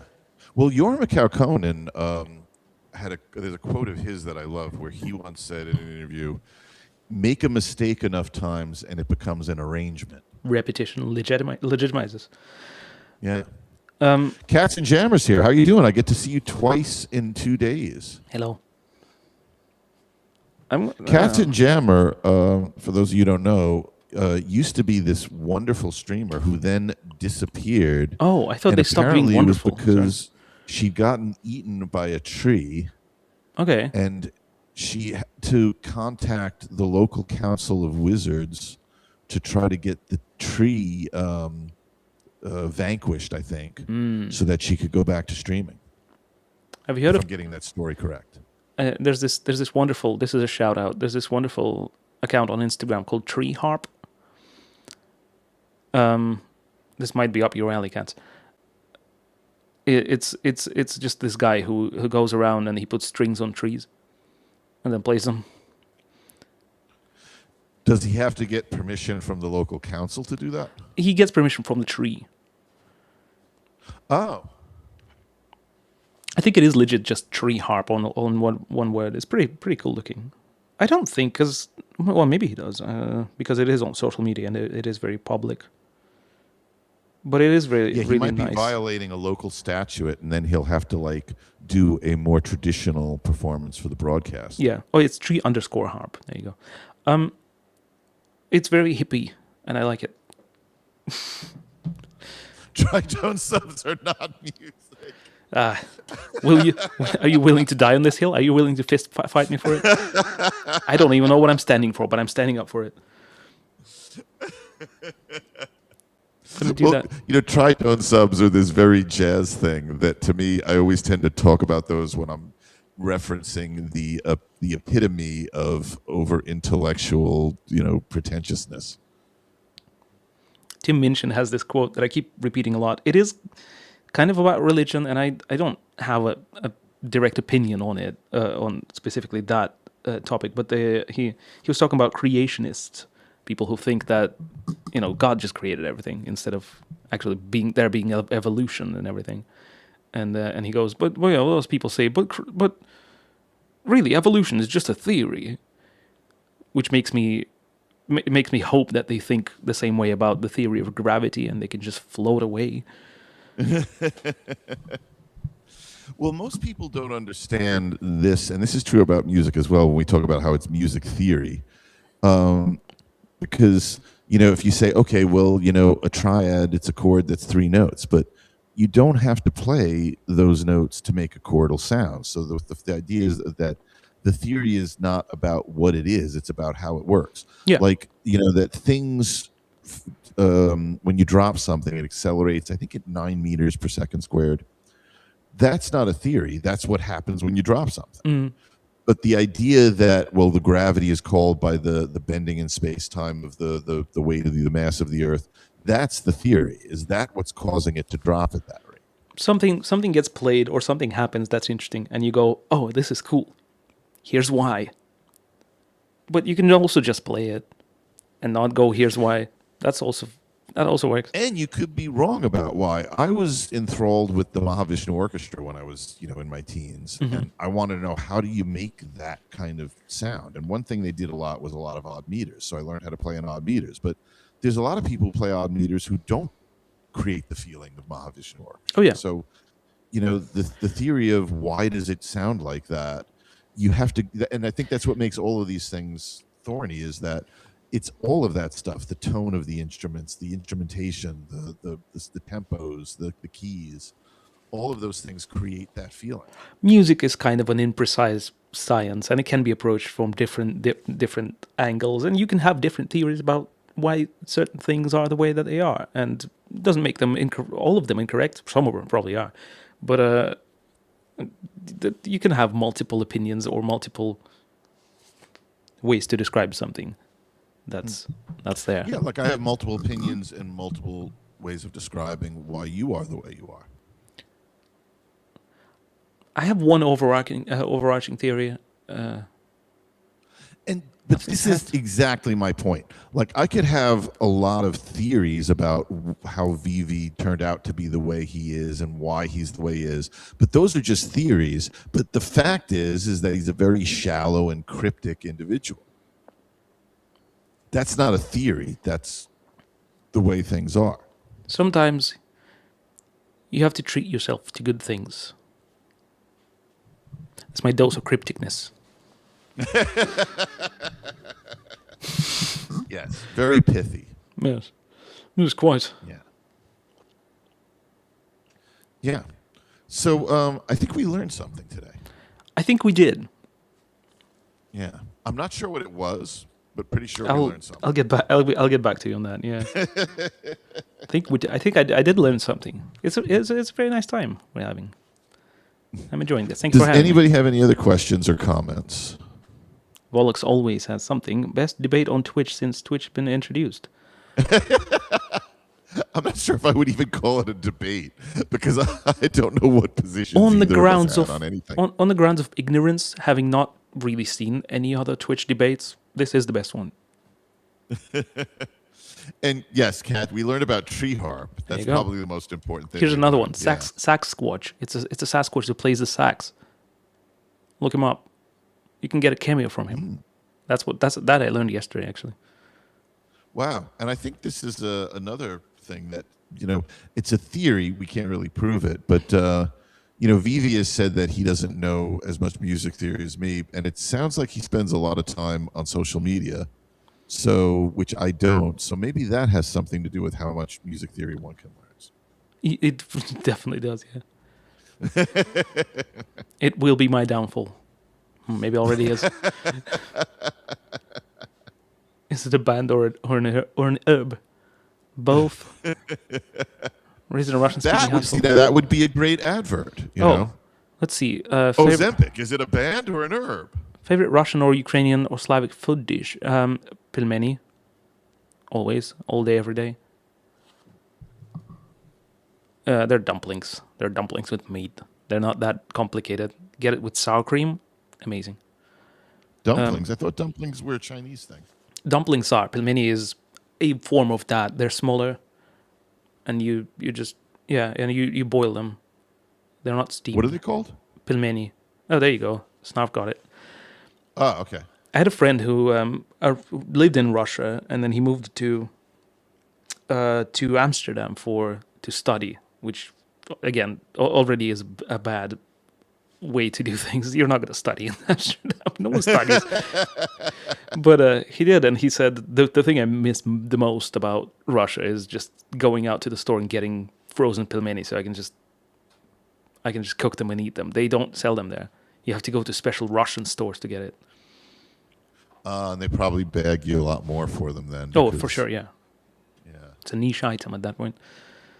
Right. I have dumplings in the UK. You do, yeah. They're not super unique as as a dish, but they are specific. The Russian version is a version, and it mostly exists in the Slavic countries and not in other places. Yeah. The tech bird said something about a theory, and you're right. And the thing that scientists will say, like real scientists, is that the thing about a theory is that the reason it's a theory is because we can never be certain another theory will come up that explains the facts better. But the problem with that, I think that you're saying when you said something about how it's usually used in regular speech, is then people will act like kind of like what you're saying. Evolution isn't actually like things evolve. That happens. You can see that in when people breed two different plants together and create something. Did evolution lead to to life starting on this planet?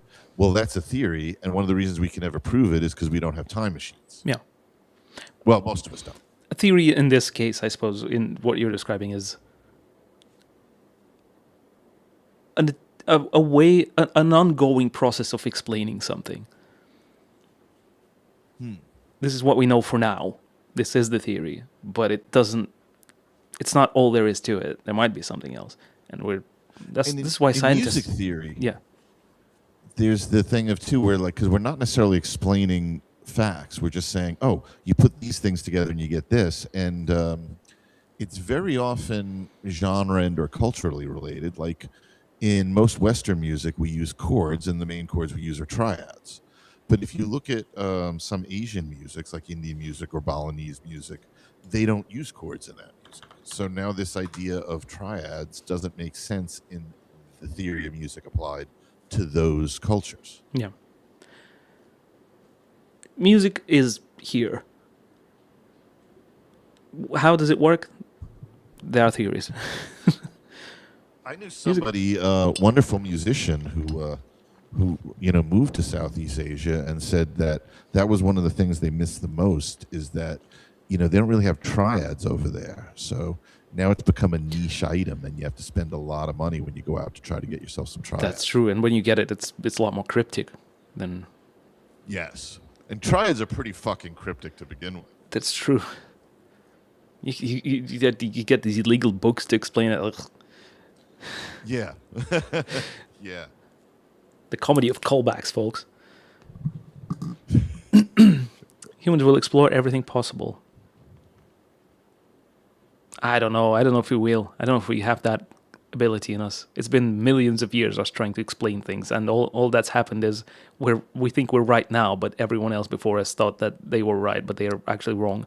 So 100 years from now, those people are going to think they're right, and we were wrong. So it's just an ongoing misunderstanding. That's a thing that's actually very grounding because sometimes people joke about things like bloodletting and like how primitive those people were thinking that actually worked. Well, it's like, well, in 100 years, how primitive are we going to look? Oh yeah, they thought you could take Ozempic and it would be good for you.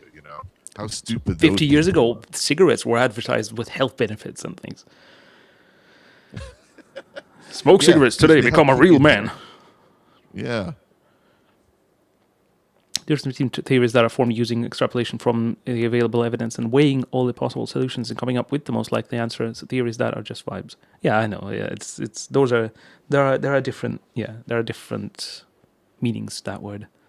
You can't have a dwarf dancing on the couch and expect people to be able to concentrate on the conversation. Well, that's your theory, Ralph. I would disagree with that. I think that the dwarf dancing is the thing that draws everybody in. And then they're more like subliminally hearing what me and Vivi are saying. See, my theoretical work here, and I'm trying to explain why he's there, and I haven't come up with a good one yet. But I have a couple theories. Yeah, if that guy wasn't there, though, I think that your stream would definitely not be as intriguing. Yes. I don't know if I would show up again. Confuse them into watching, yes. That's my strategy. That's really it. Wait a minute. When you said hair splinter, I thought you meant like a splinter the size of a hair. You mean an actual hair? Oh. I didn't know that was possible either. It happens. I thought you meant the rat from Teenage Mutant Ninja Turtles. Oh, Splinter. Yeah, that's right. There's a rumor on the internet that humans might invent an atomic bomb. Atomic energy is already out there. No one's invented anything, really. And you have to go to urgent care for that, Snarf? Wait, really? Yeah. I'm in urgent care with a hair splinter in my foot. Oh, I see. Because it's a little tiny thing, but it probably hurts like hell. Yeah. A hair decided Although, I to mean, become splinter. things could be worse. You could have a tree growing through your house You could have a tree growing through your house. That's true. and not be allowed to do anything about it because the fucking local council of wizards is denying you. You are an elf now. You live in the tree. You just have to accept it. That's it. Yeah.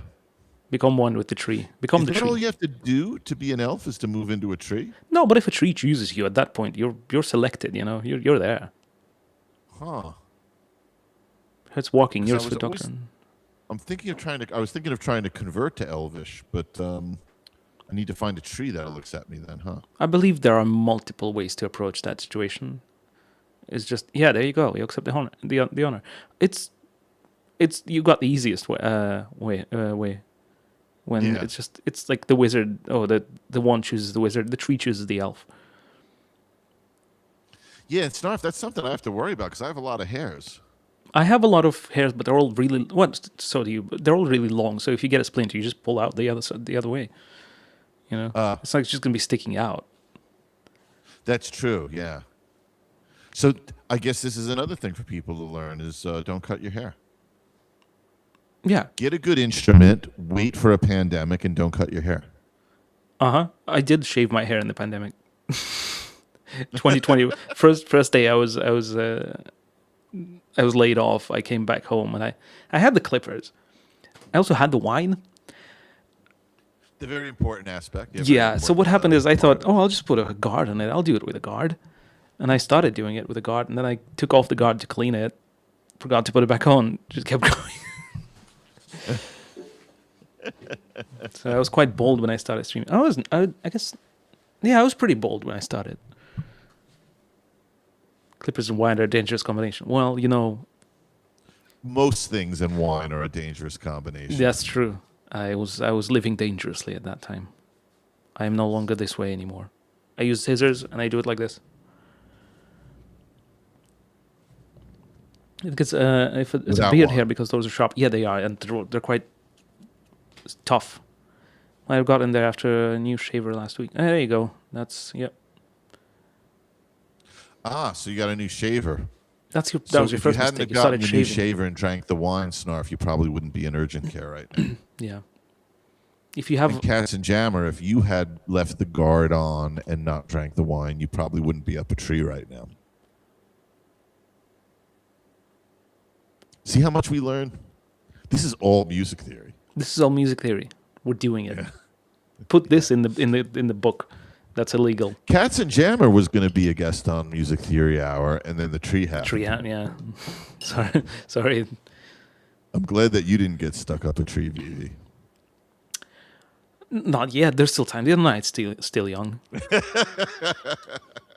I used to live just by the woods, but instead of fun trees and things growing, it was mostly just people smuggling drugs or doing drugs in the trees.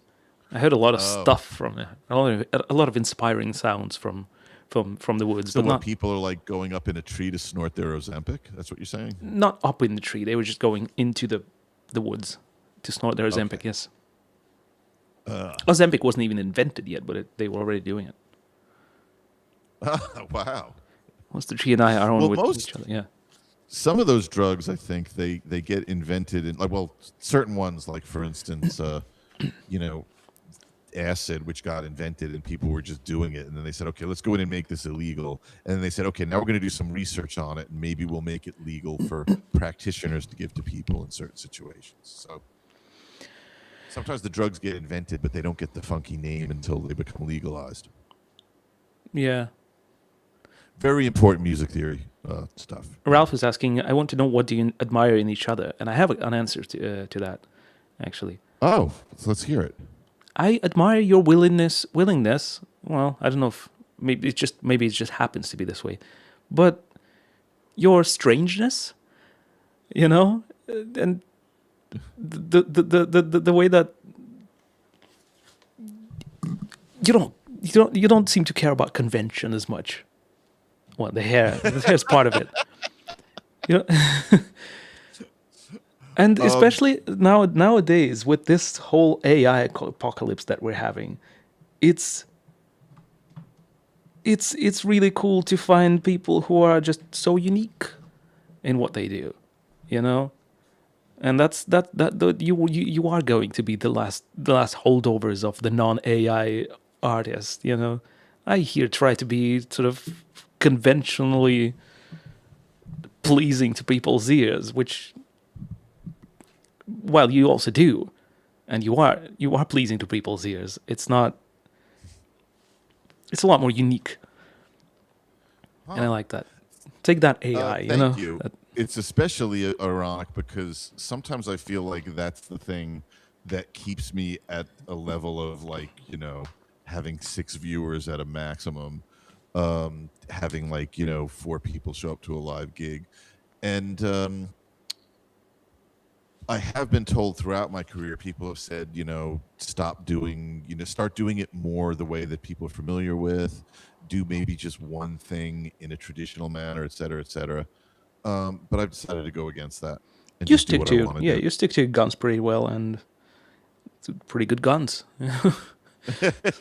Guns are good. uh, Things I admire about Vivi or that I appreciate about him, when you stream, you're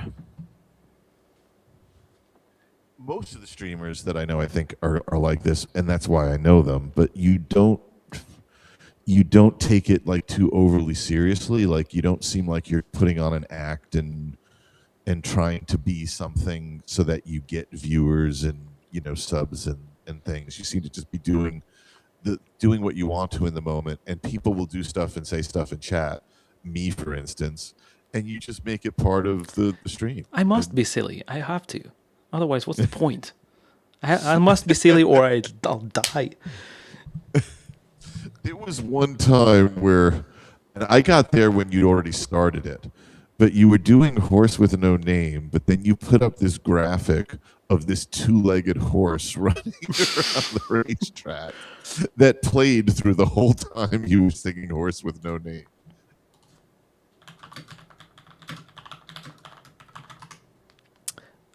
Yeah, I mean, it's just every stream is about the same, and it's cool to it's nice to just have something, some kind of variety, some weird silly thing. It's gonna be gone in an hour, you know, and it's not that big of a deal. You don't have to think so seriously about these things. It's fine.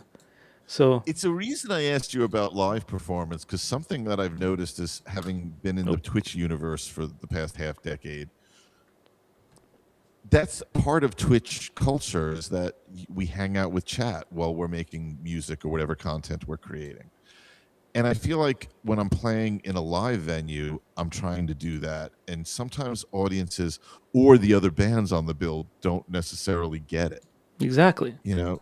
So I'm in the audience yelling out to the band as if I'm typing in chat. And some more of them I find that I'm finding more. There you go. That's exactly the one. So I pop into Vivi's stream and I hear him singing Horse with No Name while seeing this. Look at him go. He's so impressive. He's got 2 legs. He's running just as well as any horse.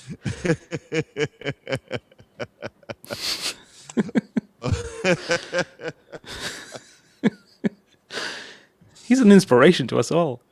The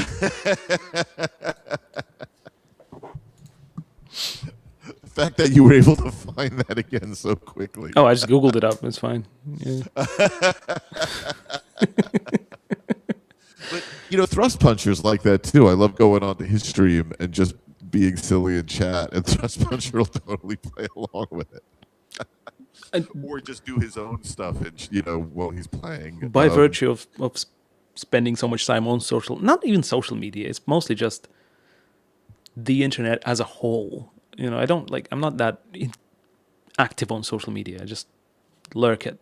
But there's a lot of sort of memes that are kind of random and funny that just come up, in streams, and people are confused. But I get a kick out of people going, what is that? Why is there a gnome child in the corner? You know? Yeah, like I've heard people do that. You know, I've seen people do that in chat where they'll ask about the little gnome dancing in your stream. Yeah, I have It's an really answer funny every when time. they It's don't never the realize correct that one, other but people yeah. see it.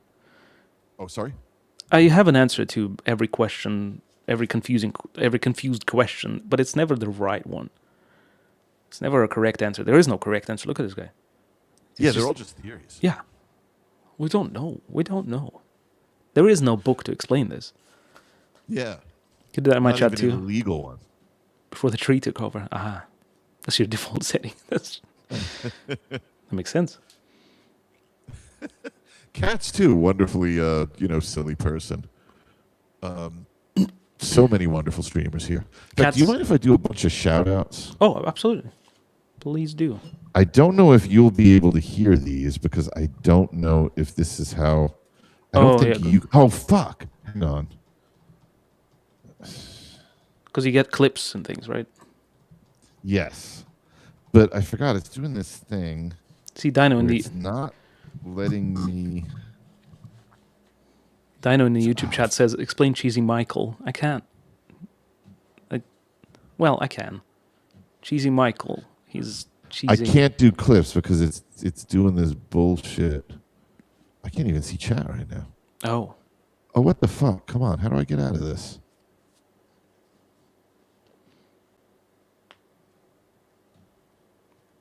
It's because it's telling me I'm not signed in, but now it's not just letting me click on one thing and sign in. It's asking me for my email, and I don't remember what fucking email I used. it might just be username, not a. Well, it's saying email or phone. It's not even asking Oh. for my username. Now, what is my password? You can text me. I'll tell you what it is. Just text it to me. I'll tell you. Yeah, but you're not a whatchamacallit, a mod, so you can't do. No, but if I get your password, I'll become one real quick. Yeah. And my social security number, you'll probably need, right? I'll find it. Horse 22. That's a catch 22. Yeah, the 22. The first two stands for the legs, the amount of the number of legs that it has. The second two stands for the number of legs that it has.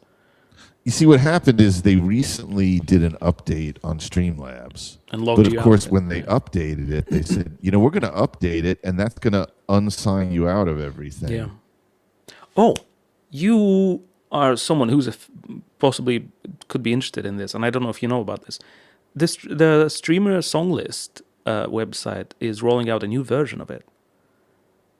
They've made up this. I'll DM it to you if you don't have that already. But they've built this new version of the website with the modern sensibilities because it hasn't been updated in many years.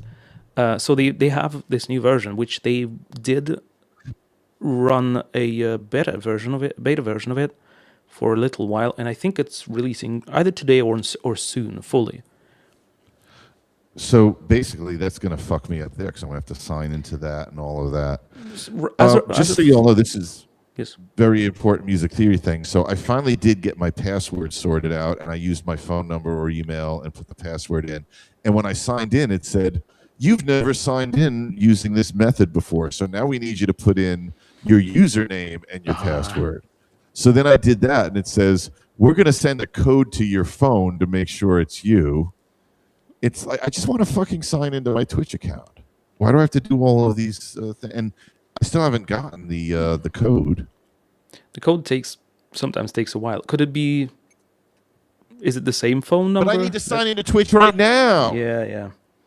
Right. So they stopped sending out text messages to Russian phone numbers altogether, and at some point I got locked out entirely of Twitch because they were going, "Oh, we're sending you a message," and then the message just wouldn't come. So what happened is I had to download an app, and I think it's Authy, app, and I get the codes in there instead of the actual phone number. Oh, well, I'm glad you found a way around it because otherwise that's some bullshit. Yeah, Like, it was, yeah, oh, well, you have to get this code that we're going to text to your phone, even though they can't text to your phone. It's like, well, motherfucker, give me an alternative here. yeah. Yeah. So I don't know why it's taking so long to send me the code. I might get it maybe I'll get it by Monday. Yeah. There's a pigeon. It's on the pigeon. What's really fucked up is now I'm not even sure if. Oh, wait a minute. You know what? Fuck. There's a workaround. I forgot about this. Discord did that to me and it ended up blocking my usual account, and I had to jump through more hoops than a dolphin. Then a dolphin at SeaWorld. That's a lot of hoops. I can go to my Twitch channel in a browser, Yes. and now I can type in chat. I'm going to open your stream real quick because I don't have that open. Fuck. Okay, got it. So I could. Now it's giving me a whole bunch of block-ups. There we go. Now it should work. God, I follow too many people. I just followed like 5 more. It's good. It's free. I like free things. There we go. Oh, there we go. Yeah. That's A-word. I don't know if you can hear it. I'm hearing something playing somewhere, but I'm not seeing anything. I think it's just your speakers or your headphones.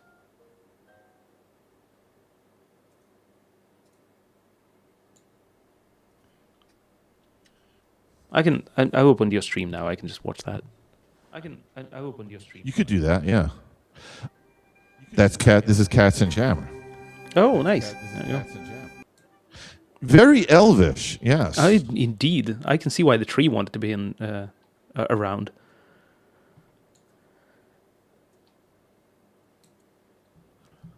Now that I'm doing it on I'm looking not at Stream Together, but at the stream.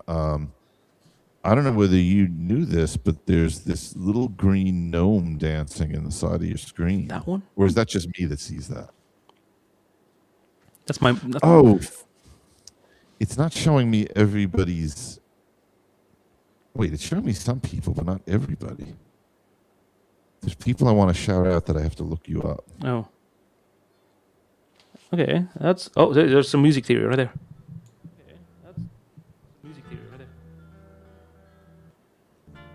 I think those are music theory symbols. Yeah, somehow people can take those cryptograms and process them, and somehow make that into music. It's a mystery. I don't know how it works.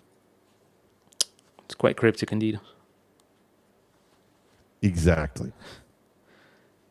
What clip it would be? I haven't checked them in a while. Yeah, every time someone brings up my clip, it's always a minute long, and I don't do anything in it. I really need to go through them and delete a bunch, but there are too many now, and I don't like looking at myself. And that's right. I should have. Incidentally, Thrust Puncher, I mean, fucking killer streamer in terms of his musicianship. I was talking about how he's a cool guy to hang out with, and he's good at bantering back and forth. But he's also just a kick-ass musician. And one thing I really love about Thrust Puncher, I meant to say this to you the other day, Thrust. To my knowledge, he doesn't play guitar at all, but he has an electric ukulele that he'll play like it's a guitar. That's enough. So he'll be playing distorted chords and doing leads and things, and it's but he's doing it on a fucking ukulele. So if you want to shred, you really only need the upper strings and the upper frets anyway. So just cut out the rest, cut out the fat, so to speak. So he's basically, by playing electric ukulele, he's gotten rid of the parts he doesn't need. It's like Van Halen ripping out his pickup because he don't need it. He only needs one. Yeah. Just cut off it's very half efficient. the neck, and it fits in the backpack easy. That's not going to work. Get a clip from Vivi? Nah, it doesn't like me. Did I spell it wrong or anything? You did. Yeah, there are 2 T's in it. Oh! I did notice that earlier somewhere else. I think. Oh yeah, in the title, but In the stream it's not title. it's not a Now real name. everybody's It's going to try to follow the it's a- VV Lettish that has one T. some made up name anyway. So all names are made up. Who cares? Yeah, they're also very cryptic and shallow. And shallow. Yes. There we go. This is VV Oh Lettish. well, prepare to be here for a whole minute. VV Lettish. Why are you down there? Well, prepare to be here for a whole minute. That's a very different Oh, looking VV. This looks like a younger VV Lettish. I mean, just slightly less bearded, probably. This is not that long ago because I just bought this guitar like maybe a year ago. Oh, right. When you started becoming more self-important. Well, if somebody wasn't self-important, what would they be? Would you be other important?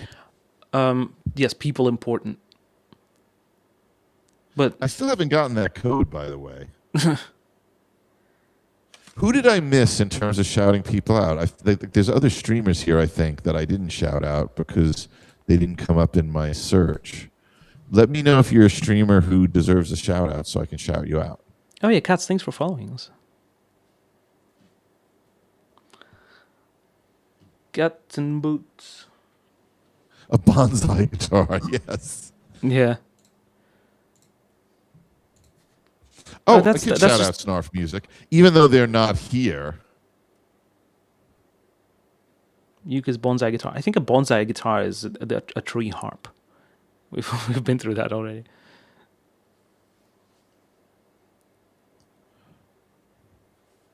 Ah, Snarf Music has clips. Yes. Clips. Yes. Oh no, you of course you deserve a shout out. Very groovy. Of course. You have a bird stream? Oh yeah, absolutely you do. Yeah, yeah. And they're awesome birds too. I love birds. They were Could you tell? last seen playing animals, aquariums, and zoos.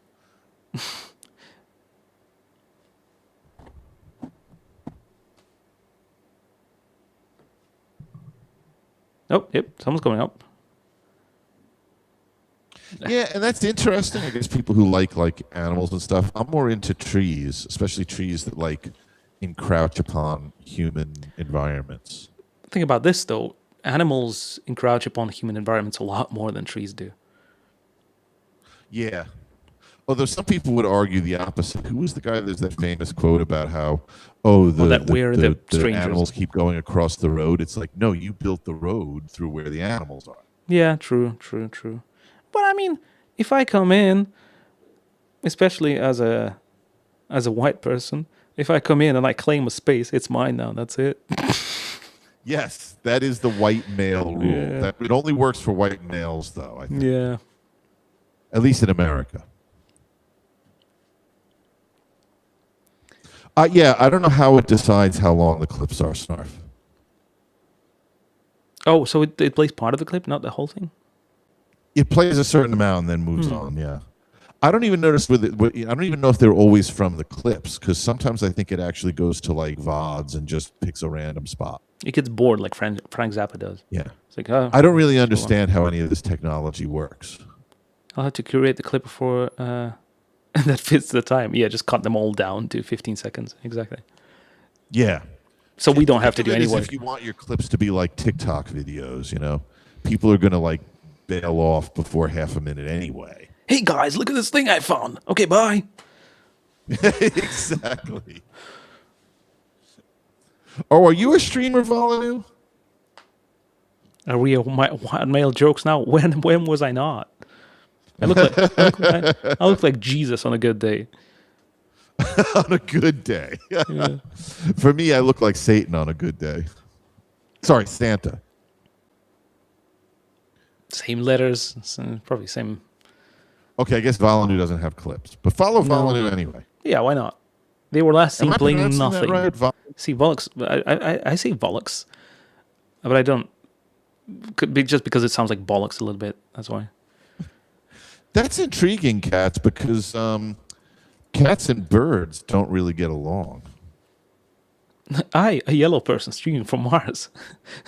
You do sound like a Martian sometimes, like right now. I, a yellow person.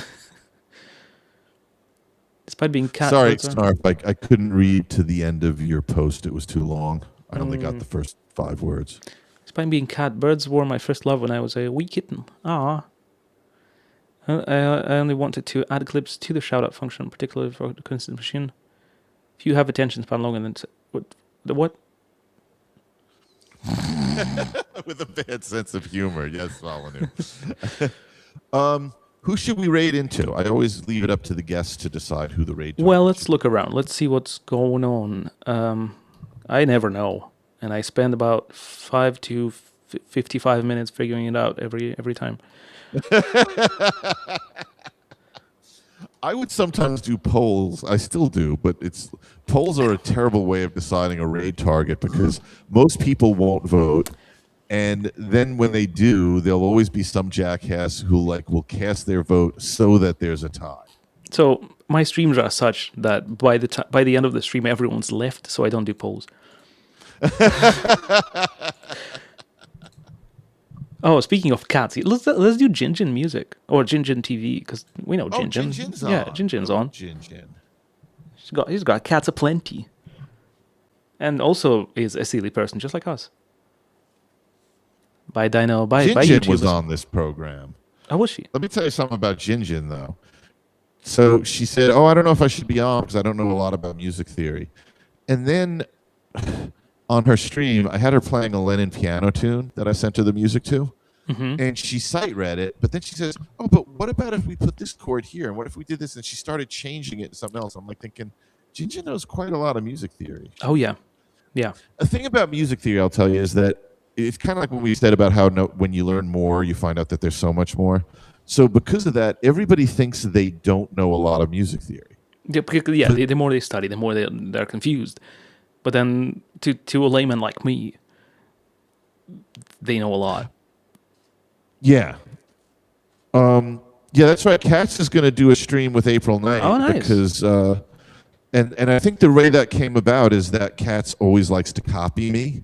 Oh. I did a co-stream with April 9th, so now Katz has to do one. Do one. you also have a tree growing in your house that's older than Kat's tree? Yeah, she's coming to visit Katz's tree. Yeah. Oh, nice. It's like you'll become a local legend in no time this way. That's right. Me and Katz actually are the same person. I forgot about that because I hadn't seen this other aspect of me in so long. See, that's what friends have are for. A raid call if you want to use it. Yep. We have a sub raid call if you want to use it.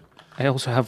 This is another funny thing about, and a thing that I think is cool about Vivi. You seem to be the same way, where it's like, here's a raid call. You could use it or not. I don't give a shit. Like so many streamers. Yes. Oh, here's the raid call, and everybody should do this raid call because wah wah wah wah. I'm not good at convincing people to do things, so I stopped trying. And I kind of got to the point where I just don't care. Do you want to play my music? Well played. Ah. But Tell you can use your own tree that you have. raid call. You cannot use a raid call, whatever you want to do. But please at least join us in listening to a little bit of Jinjin. Oh, wait. Yeah, I'm also raiding. Or is it like a double thing? I don't actually know how that works. I think we have to each do it. But yeah, Okay. if I'm doing it. I don't think that because we're streaming together, you'll immediately come over onto the raid. I think you have to do the raid for your channel. It's counting down. Oh, well, thank you very much for having me. This was Thank you really for fun. participating. I've learned much about music was a theory. blast having you here. I've learned that it exists. Yeah, I think and I've learned that Russians are very shallow and cryptic people. it's true. We are. Whoever gets up first gets the slippers. That's a Russian cryptic saying. Whoever wakes up first gets the slippers. Yes, because there's only one pair of slippers in the house. Oh, They're yeah, that makes sense. Yeah, whoever gets up second gets the coffee in bed. So, pretty good deal. Yeah, I think I'd rather have the coffee in bed rather than the slippers. Yeah. But I don't even drink coffee, so. Oh. But I don't drink slippers either. See, this is the best stuff now. We're coming up with the best comedy, and we're off stream. Yeah, I just remembered a really good Russian joke, which we don't have the time for it anymore. I'll get you to say it in one of your streams sometime. Okay, yeah. It's about... Vivi, thanks so much. Thank you for having having me. I look forward to being in a stream of yours again. Yes.